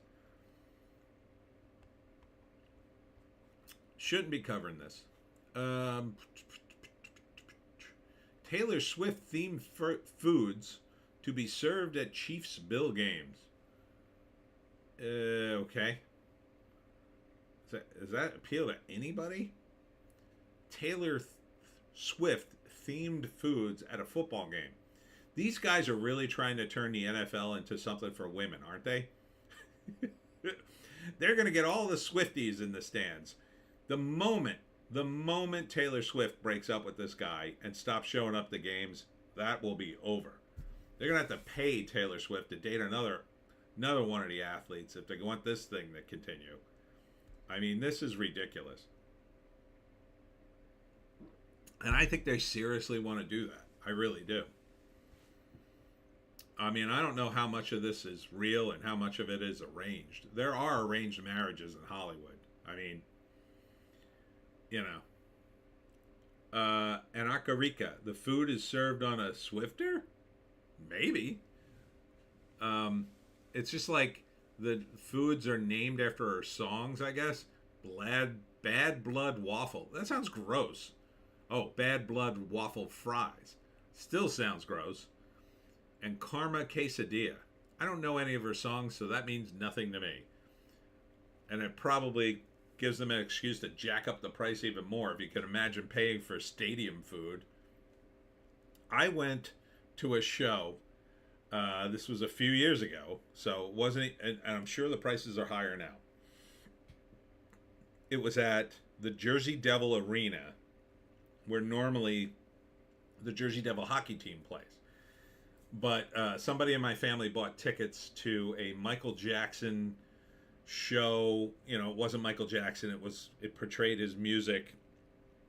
And I don't know, people danced and there were lasers or some BS. I went because I was being a good team player. And the music I like, but so we get there, and the first thing I notice is they've got open bars and snacks, right? So I'm like, oh, well, that's kind of cool, I guess. If you're here to see a hockey game, you can get a mixed drink or whatever. And then we get to our seats, and they handed us a piece of paper which had all the stuff we could order at the stadium. You could not believe the prices. They were astronomical. It was $30 for and they wouldn't sell you one. You had to buy a case of water, which included 6 bottles of water. $30. So that's $5 a bottle, but you had to pony up $30 just to get those bottles. If you wanted to get like how you go to a restaurant, you get like the sampler. It's like all fried food or whatever. That was $100. And I'm reading these prices going, are they nuts? The mixed drinks, they were easily $20 and up, like easily. They started at 20, like the cheapest drink, like gin and tonic or something, was $20, and it just skyrocketed from there. Insanity. And now it's probably even more. That's the crazy thing. So like they got you, right? You pay all that money to go to a hockey game or a Michael Jackson, whatever I was saying. And then they stick the knife in and dig even more because you're thirsty and you want to get drunk. It's like, is it any wonder why people sneak in food to places? Oh man, I would have snuck in. If I had known it was going to be that bad, I would have snuck in all kinds of things. But they probably would have strip searched me if it was wintertime. It was summertime, so I couldn't really hide anything in my pockets. But what a ripoff. What an absolute ripoff, in my view. Ugh, sorry. Sorry. I'm very, very cheap. Anyhow, yeah, SNL still doing the same thing SNL does. SNL cold open sees Donald Trump talking about his busy year with presidential campaign and court cases. It's like change the record, SNL. Jesus, they're doing a movie now based on I think the Saturday Night Live book. It's called SNL 1975. It's about the early days of the show. I don't even know if people are going to recognize what that show was back then. That show in the beginning in 1975, and I used to watch it and I was 9. It was unbelievable. It was the craziest show ever on TV at that time. Nothing like it was on TV. It was live. They had puppets on. They had George Carlin. It was nuts. They didn't even have a format for the first 2 episodes. Not really. And now you can't even recognize it. It's so bad in my opinion. I'm not gonna rant about SNL. I'm sorry. I used to love that show. I used to love everything about it. It was my dream to work on SNL. Now I wouldn't give you 10 cents for it. What else? What else? Holly M. SNL has not been funny in years. Yeah. It just what it does is though it always wins its time slot, and that's the way it's been for years and years and years. That's why it was such a success initially, because in 1975 the only thing that would play at that time of night on a Saturday would be old movies. So when they launched this show, it instantly won its time slot and kept it forever. It was like nearly impossible to kick them out. And other networks tried for years to put stuff up against it that would, unseat Saturday Night Live. And I don't think any other show was successful in all the years it's been on. So that's part of the reason it just stays there. Anarcharica, I watch true crime shows. Probably Ralph, agreed, not funny regarding SNL. Sorry, I read that in the wrong order. Anarcharica watches true crime shows for laughs. That's a little scary. JEC, Mad TV. Oh, I miss Mad TV. Mad TV was good. You know what? The good thing about Mad TV, it went off the air before it really degraded. I thought even by the end it was still decent. But I would love to see it come back. Oh man, Will Sasso deserves a show, damn it. Will Sasso used to do the funniest impersonation of Kenny Rogers ever. It was so great. And Randy Newman, I used to love that. I laughed so hard, even harder than I did at Jim Carrey. Jim Carrey was good, but oh man, Will Sasso was the absolute best. I miss him. He's in a show, I don't know if it's still on. I think they finally canceled it, called Louder Milk. He was good in that. Probably Ralph. Mad was early 90s. Not sure why it disappeared. I think it was just the ratings. And the expense. Artie Lang was on that show too for a while until he kind of had a problem, I think. Anarcharica, the cops and the murderers, blockheads, crack me up. The crimes themselves are not groovy. Yeah, I guess I know what you mean. It's kind of like when I used to watch Cops, and it was always the same guy every time that the cops would answer the call for, and he'd answer the door and he'd be all mad and indignant. Why can't a man get drunk in his own home and point his guns at his wife and children? You people I'm not living in America. JEC, relaunch Mad TV with current year Artie Lang. I don't know, man. Artie doesn't have a nose. I mean, it would be funny. Don't get me wrong. Maybe funny, sad though. Probably Ralph. Louder Milk is fun too. Yes. No, I think you could relaunch Mad TV with the right crew. What's the name? Dave from Louder with Crowder. I forget his last name now. He's doing a sketch show called Normal World with Quarter Black Garrett also from the Crowder Show. It's not bad. They're pretty good. I would probably put in Matt Rife. If he would do it, I would put in Dave Chappelle, but he probably wouldn't do it. He's too big on his own. And he did. I mean, the Chappelle Show was huge. He did his sketch show. there's a handful of other. There's always young guys who are funny. Comedy is a young man's game. You got to get young guys who are willing to do crazy things. JC filmed the backstage stuff be funnier than the skits with the current year Artie, his face falling off.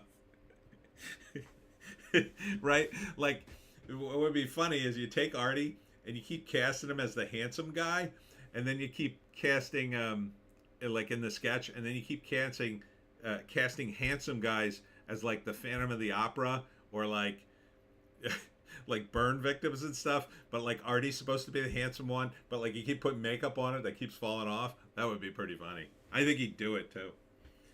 Artie is very funny. It's a shame he had such a problem for so long that he did so much coke his nose collapsed. I mean, that's just nuts. That is commitment to a bit. Commitment to a drug bit, apparently. But man, he is very funny.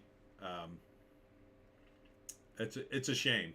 I think he's finally again off the drugs. So hopefully he won't kill himself. But man. After launch of Echo, Marvel restarts production for Daredevil Born Again. I know you're looking forward to this. How will they ruin Daredevil this time?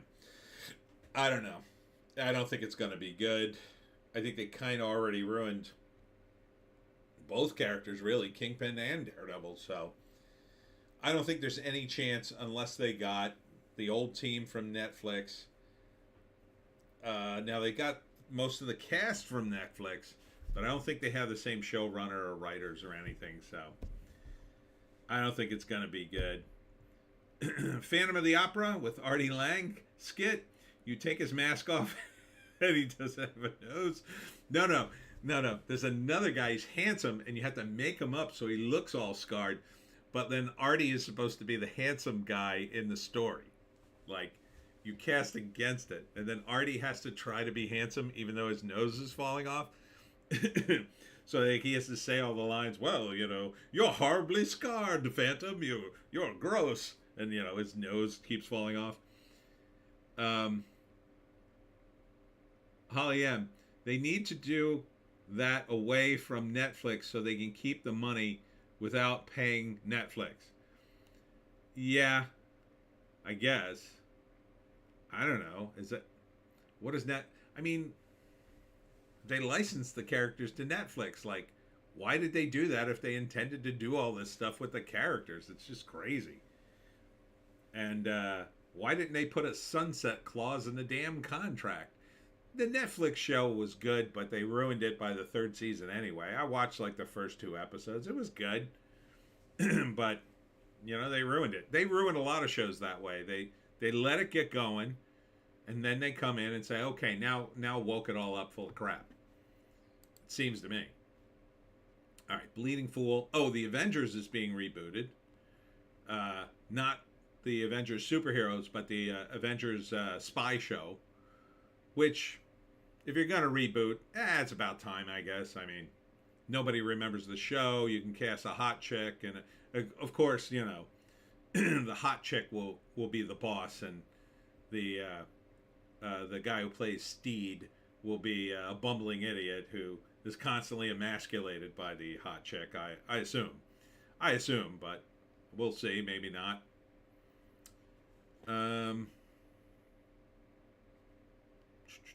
James Gunn continuing to announce things about the DCU. I wish he'd just make the damn movies and stop announcing things. Like, at this point, I'm so numb to the announcements from James Gunn. I wish he'd just stop for a few months at least. Just stop. These movies aren't coming out until next year? Just shut up about them. Just wait until it's a few months before the premiere and then start talking about it again. You burn people out, man. I say. Over at Deadline.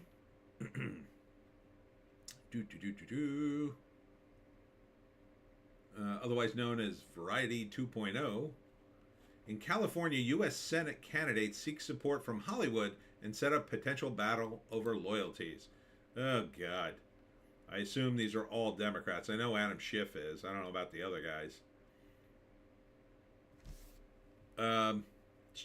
please don't, whatever you do, don't elect Adam Schiff. He's such a dork. He's terrible. I think he's very corrupt. I mean, I'm sure all these people are, but come on, Adam Schiff, really? At least do yourself a favor by not electing him. Give yourselves a little bit of credit by not electing the worst one of the lot, in my view. So much politics. Do you see the amount of politics they have in these trade magazines? These magazines are supposed to be, well, they're not magazines, they're websites now, but they're supposed to be about the movie industry. They're constantly posting about politics. Drives me nuts. It's another guy who just dropped dead. Not good. David Gale dies. Beverly Hills 90210 Port Charles star was 58. Too young. That's a shame. A lot of people just mysteriously dropping dead. Probably Ralph. Politics is just acting for ugly people. They're all lying to you. Yes. Acting for ugly people. I like that. Valerie Bertinelli gets cut from the Food Network's Kids Baking Championship. It really hurts. I won't be able to go back. Valerie Bertinelli was in a sitcom when I was a kid, like in the 80s. And then she married Eddie Van Halen, and the rest is history. Holly M. Adam Schiff looks like Mr. Mackey from South Park. Okay. Arachnarita, I don't believe in the religion of politics. Reason for the theft of Judy Garland's ruby slippers finally revealed in court documents. Okay. Guess somebody stole those for some reason. Alright, moving on to Bounding in the Comics. It's still a pretty okay website. I feel like some of its talent's been sucked away, but... so, Vincent D'Onofrio plays a Kingpin, offers his take on the Echo series, which everybody trashed online, and what the Kingpin is about in that. I don't think he's changed. I think he's enlightened. Not according to the people who saw this thing, D'Onofrio. They said he was completely emasculated, but you do you, I guess. Madam Web director puts final nail in film's coffin, box office coffin, confirms Spider-Man spinoff takes place in a standalone world. Anakarita. Valerie Bertinelli was a fun actress, though. Yeah, she was all right. She wasn't in a lot of stuff, but...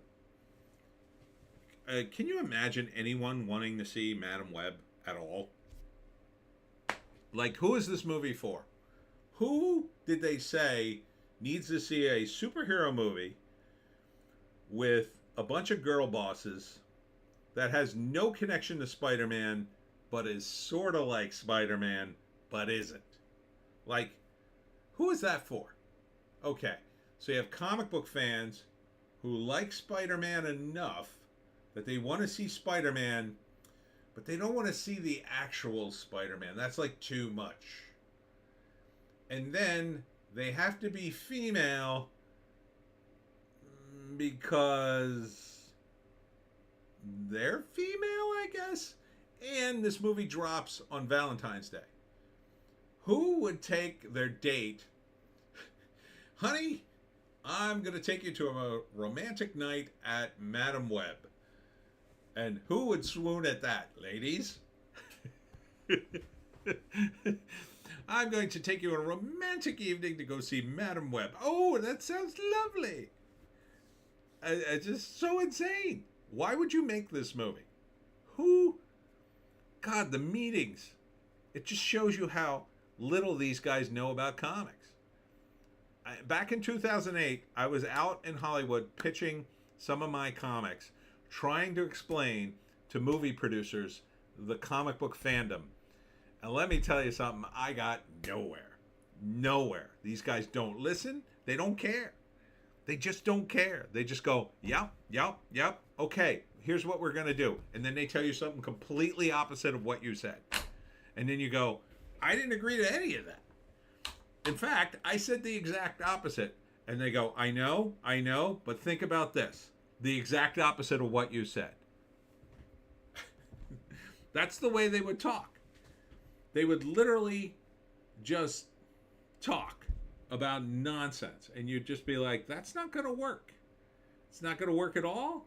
Everything you said is stupid. You shouldn't talk. This is how movie producers do not think in Hollywood. They talk, but they don't think. Words come out of their mouths, and it's nonsense. And you just go, what? I had a guy, and I swear this is true. He was supposed to be producing one of my comics as a movie, Superfrat, or he wanted to. We didn't have anything signed. And he had not read the comic. There was only one comic for Superfrat, like one physical comic that I could give him. I mean, there's tons of strips online. So I think I'm up to like 1,600, 1,700 strips online. I didn't expect him to read all those, but I gave him the comic. The comic's like 28 pages or something like that. He didn't read it. And because he didn't read it, he would pitch my own ideas right back at me. Because Superfrat kind of has an obvious pitch, right? It's a superpowered fraternity. He's like, well, what about a guy who did this? That's already in the comic. Oh, I'm sorry. Yeah, I knew that. How about this? That's in the comic too. You haven't read the comic. I totally read the comic. I wouldn't disrespect you like that. Apparently you did, because you don't know what you're talking about. That's what it's like to deal with Hollywood producers. And then get no money.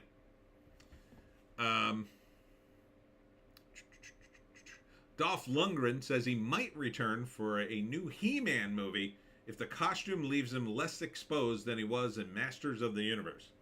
Yeah, he can't jack up that much. I mean, he could get back in shape, but he could play. They should do a He-Man, older He-Man movie. That'd be kind of fun. He-Man's kind of like, oh, my back. Skeletor's like, I'm kind of out of breath. Can we take a break before we finish this fight? Yeah. Let's just sit down and drink some water. Probably Ralph. It's hilarious. I almost tried to close the ad screen on your screen just out of habit. Oh, sorry. Oh, here? There we go. Oh, here's the other thing that came out about Madam Web. Originally, the rumor is, Adam Garfield was going to be in the Madam Web movie. He was going to be the Spider-Man in the movie. But apparently nobody who worked on the movie understood that Madam Web, like in the modern timeline of the MCU, is like 80 years old. And this movie took place in a prior era, not when Spider-Man was around. And no one told them that, I guess. So they planned to put Andrew Garfield in the movie. Or I guess they were going to ignore the timeline and make Madam Web younger or something. And then they went back and they cut him out of it. So I wonder how much work they did. And then, no, they made a switch to Tom Holland and then got rid of Spider-Man altogether, I guess. JEC, He-Man with Zac Efron from the Iron Claw. He's in shape. You know what they could do is you could either do the son of He-Man and have Dolph Lundgren play He-Man, or you do a new He-Man with Zac and then have Dolph be, I forget the king's name, his dad's name. That would be fun.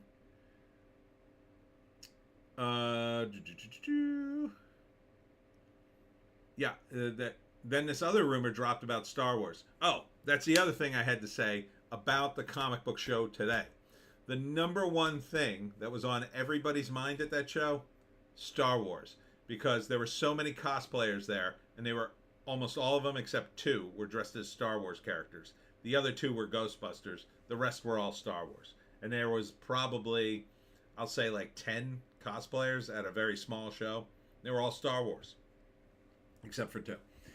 And, you know, all old stuff too. Well, Raylo, or whatever his name is. Is it Ray? No. Oh, it's, I don't know, the Adam Driver guy. But the rumor is Sean Levy is doing a Star Wars movie, and they're going to put Ray in it. And then he's going to take over directing from that horrible woman that Kathleen Kennedy announced, who's a documentary filmmaker and doesn't appear to have any experience doing a narrative other than a couple of Disney Plus episodes of Ms. Marvel, which she probably had no business directing either. She seems totally insufferable and wrong for a multi-million-dollar, billion-dollar franchise. Understand that Star Wars was worth billions of dollars to Disney. Didn't they pay George Lucas $1 billion or more? And they're going to give it to a woman who's never directed a full-length movie before. That is insanity. That is suicide. That is malfeasance. They used to never give a movie to someone who hadn't directed a bunch of movies before, or at least enough short movies that are like, okay, we'll give them a cheap movie to direct and then slowly graduate you up. They don't care. They just say, oh, this person's the right race and color. Well, let's drop them in there. It's insanity. This woman is about as qualified to direct this movie as what's her name, Zoe what's-her-face, who directed The Eternals. It was just too much. This is a big movie. I wouldn't want to direct this movie. It's too much. You have to be able to direct first off, a regular movie, a small movie. Then you have to graduate to a studio film. And then if you manage to do those two things decently, sure, then put you on a giant movie like this, where could this movie possibly be under $200 million? I bet not. Not another Ray movie where they're going to relaunch Star Wars again. It's crazy.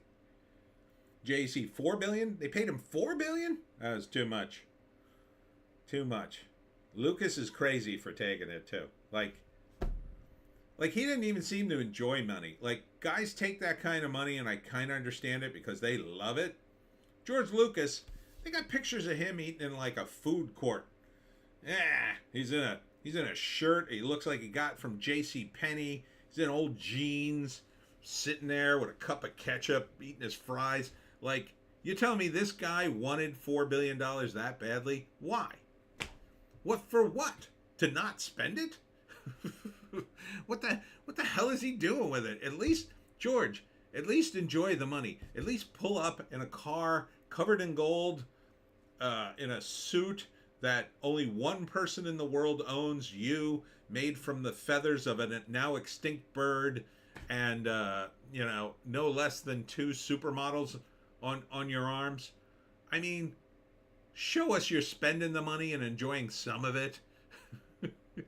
That you actually got the money. Are you still waiting for the check to clear? I just don't get it. These people, they make all this money, and it's like, why did you bother to do this? If I had that kind of money, there'd be some changes. The background of this would look a lot different. Oh, yeah.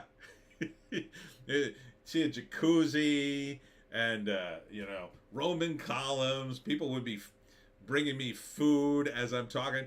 I wouldn't have to go get my own iced tea. That's for sure. Oh, yeah. Yeah.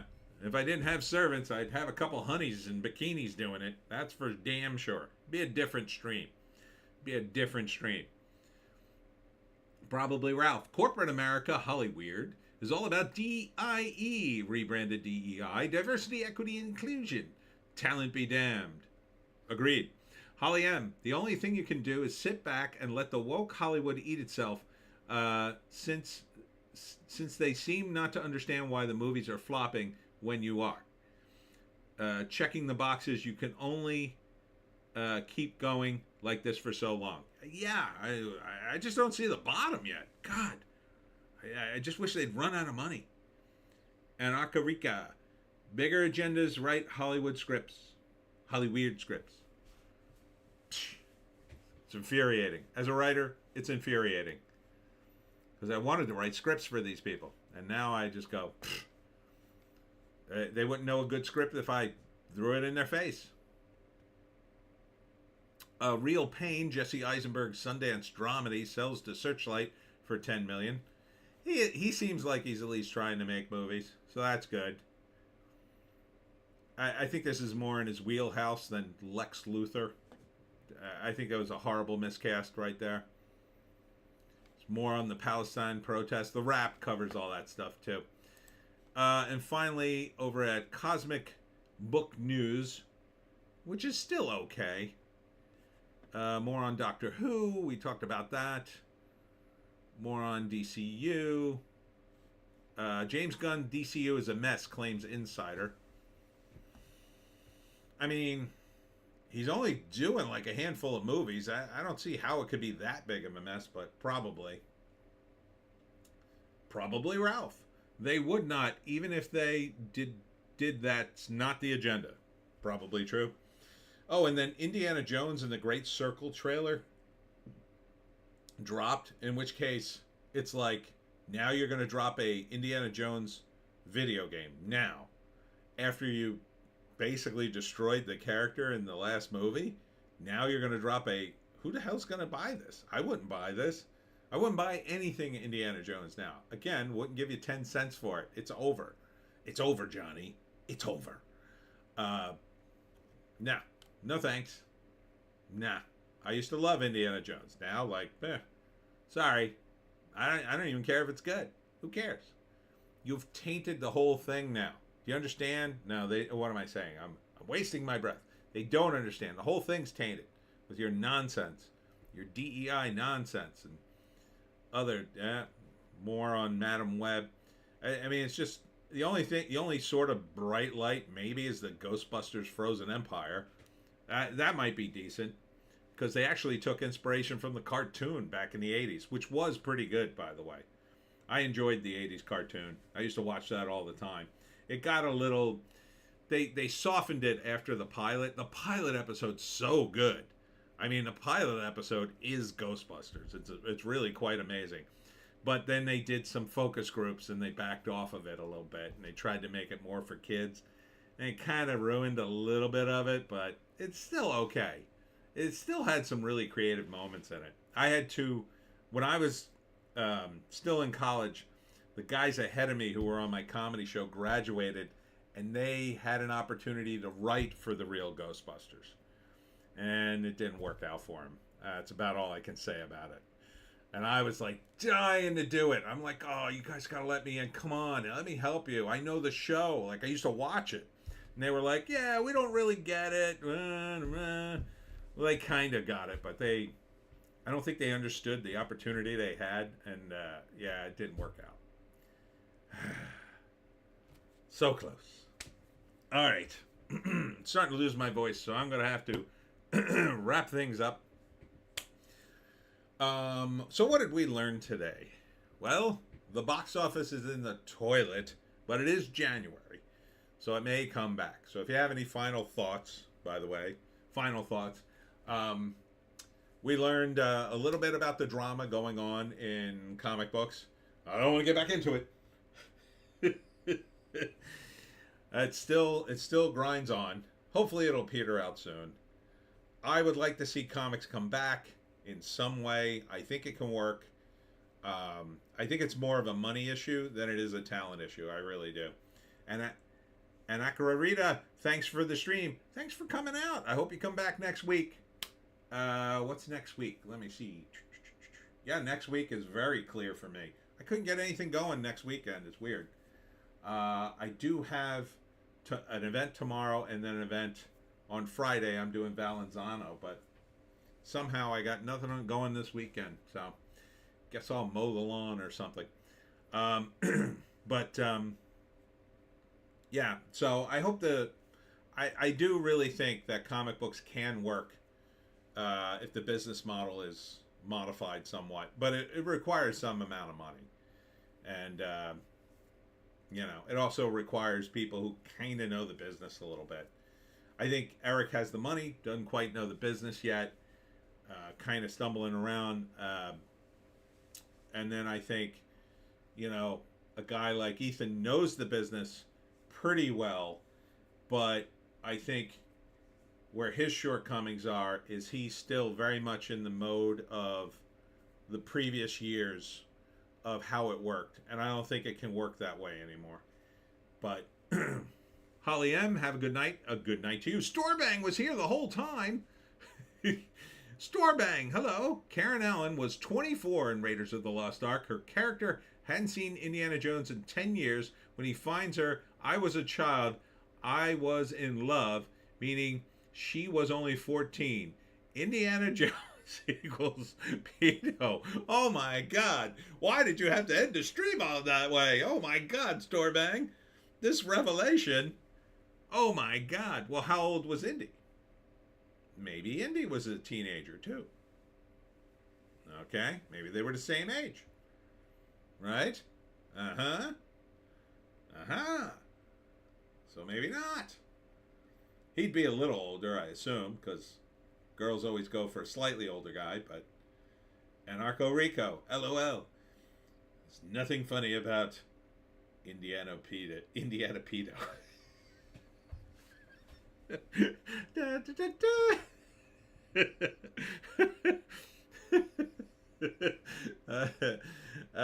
There's a sketch in that. Back in the day, that would have been a very, very funny and edgy sketch. I'm not even sure I could say it on YouTube. Storebang, he was 33? Uh-oh. Uh-oh. Why don't you have a seat? Hey, Indiana Jones, why don't you have a seat right here? Why don't you put down that whip? Why'd you bring that whip? Why'd you bring those wine coolers? JC, Ethan's problem is he needs to be his own hype man doing 6-hour Jerry Lewis telethon streams to sell Indigo campaigns, so it takes him 3 years to do a book. Yeah, that's not what that's not good for him in the long run. I mean, I guess he's okay with it because he's making money and he doesn't care, but yeah. Probably Ralph. Not pedo, just... I'm not sure I can say that word on the live stream. I don't want to get banned in the last minute of the live stream, Ralph. So I'm just going to pretend like I didn't see that. I'm not sure what you mean by that, or maybe you typed it wrong. I don't know. Anyhow, you guys are going to get me in trouble. The last I was doing this live stream. Yeah, it was 2.5 hours. Oh, I got banned from YouTube because the last 30 seconds I read something.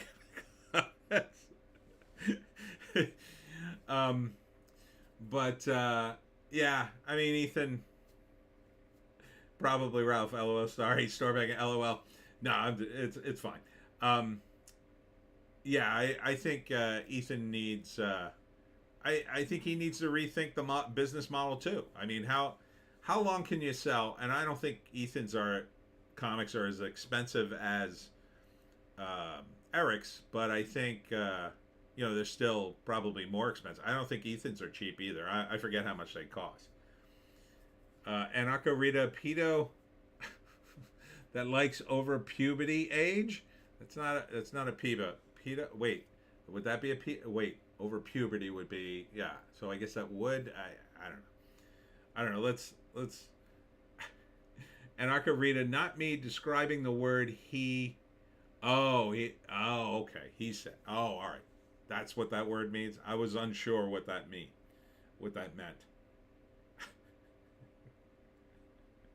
Anyhow, yeah, I don't know. So we'll see what happens to the comic book industry in the years to come. I mean, the one thing it has to survive is probably the collapse of the comic books stores. They may.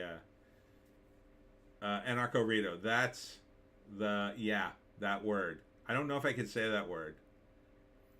JC, Wrecked Planet was like $25 plus shipping and for 70-something pages. Yeah, that's too much for normies. It's too much. Too much money. Normies, comic book guys, yeah, they'll pay that. That's about right for them. It's not good for normies, though. And I understand why he's charging that. I'm not saying it's completely out of line. Obviously, he's doing well with it, but for the normie, I mean, even at the comic book show I was just at, if I said, "Hey, would you be interested in this comic book?" It's $25. They'd have been like, "Well, that's a little steep." Like, you know, it's just too much. I think. But if it's a collectible, they'll kind of pay it, but only so many people are in the collectibles. And his lean a little more towards the collectability because it's all chromium and shiny or whatever. Yeah, I think we need to go back to the cheap stuff, and that's very hard to do. It needs to be volume. You need to sort of maintain some of the quality, but you're gonna have to compromise on things like paper and how it's distributed and stuff like that. And none of these guys, I think, are even thinking that way. Right now they're making money, so that's good. But can that save the industry? I don't know. It's definitely not going to save the stores.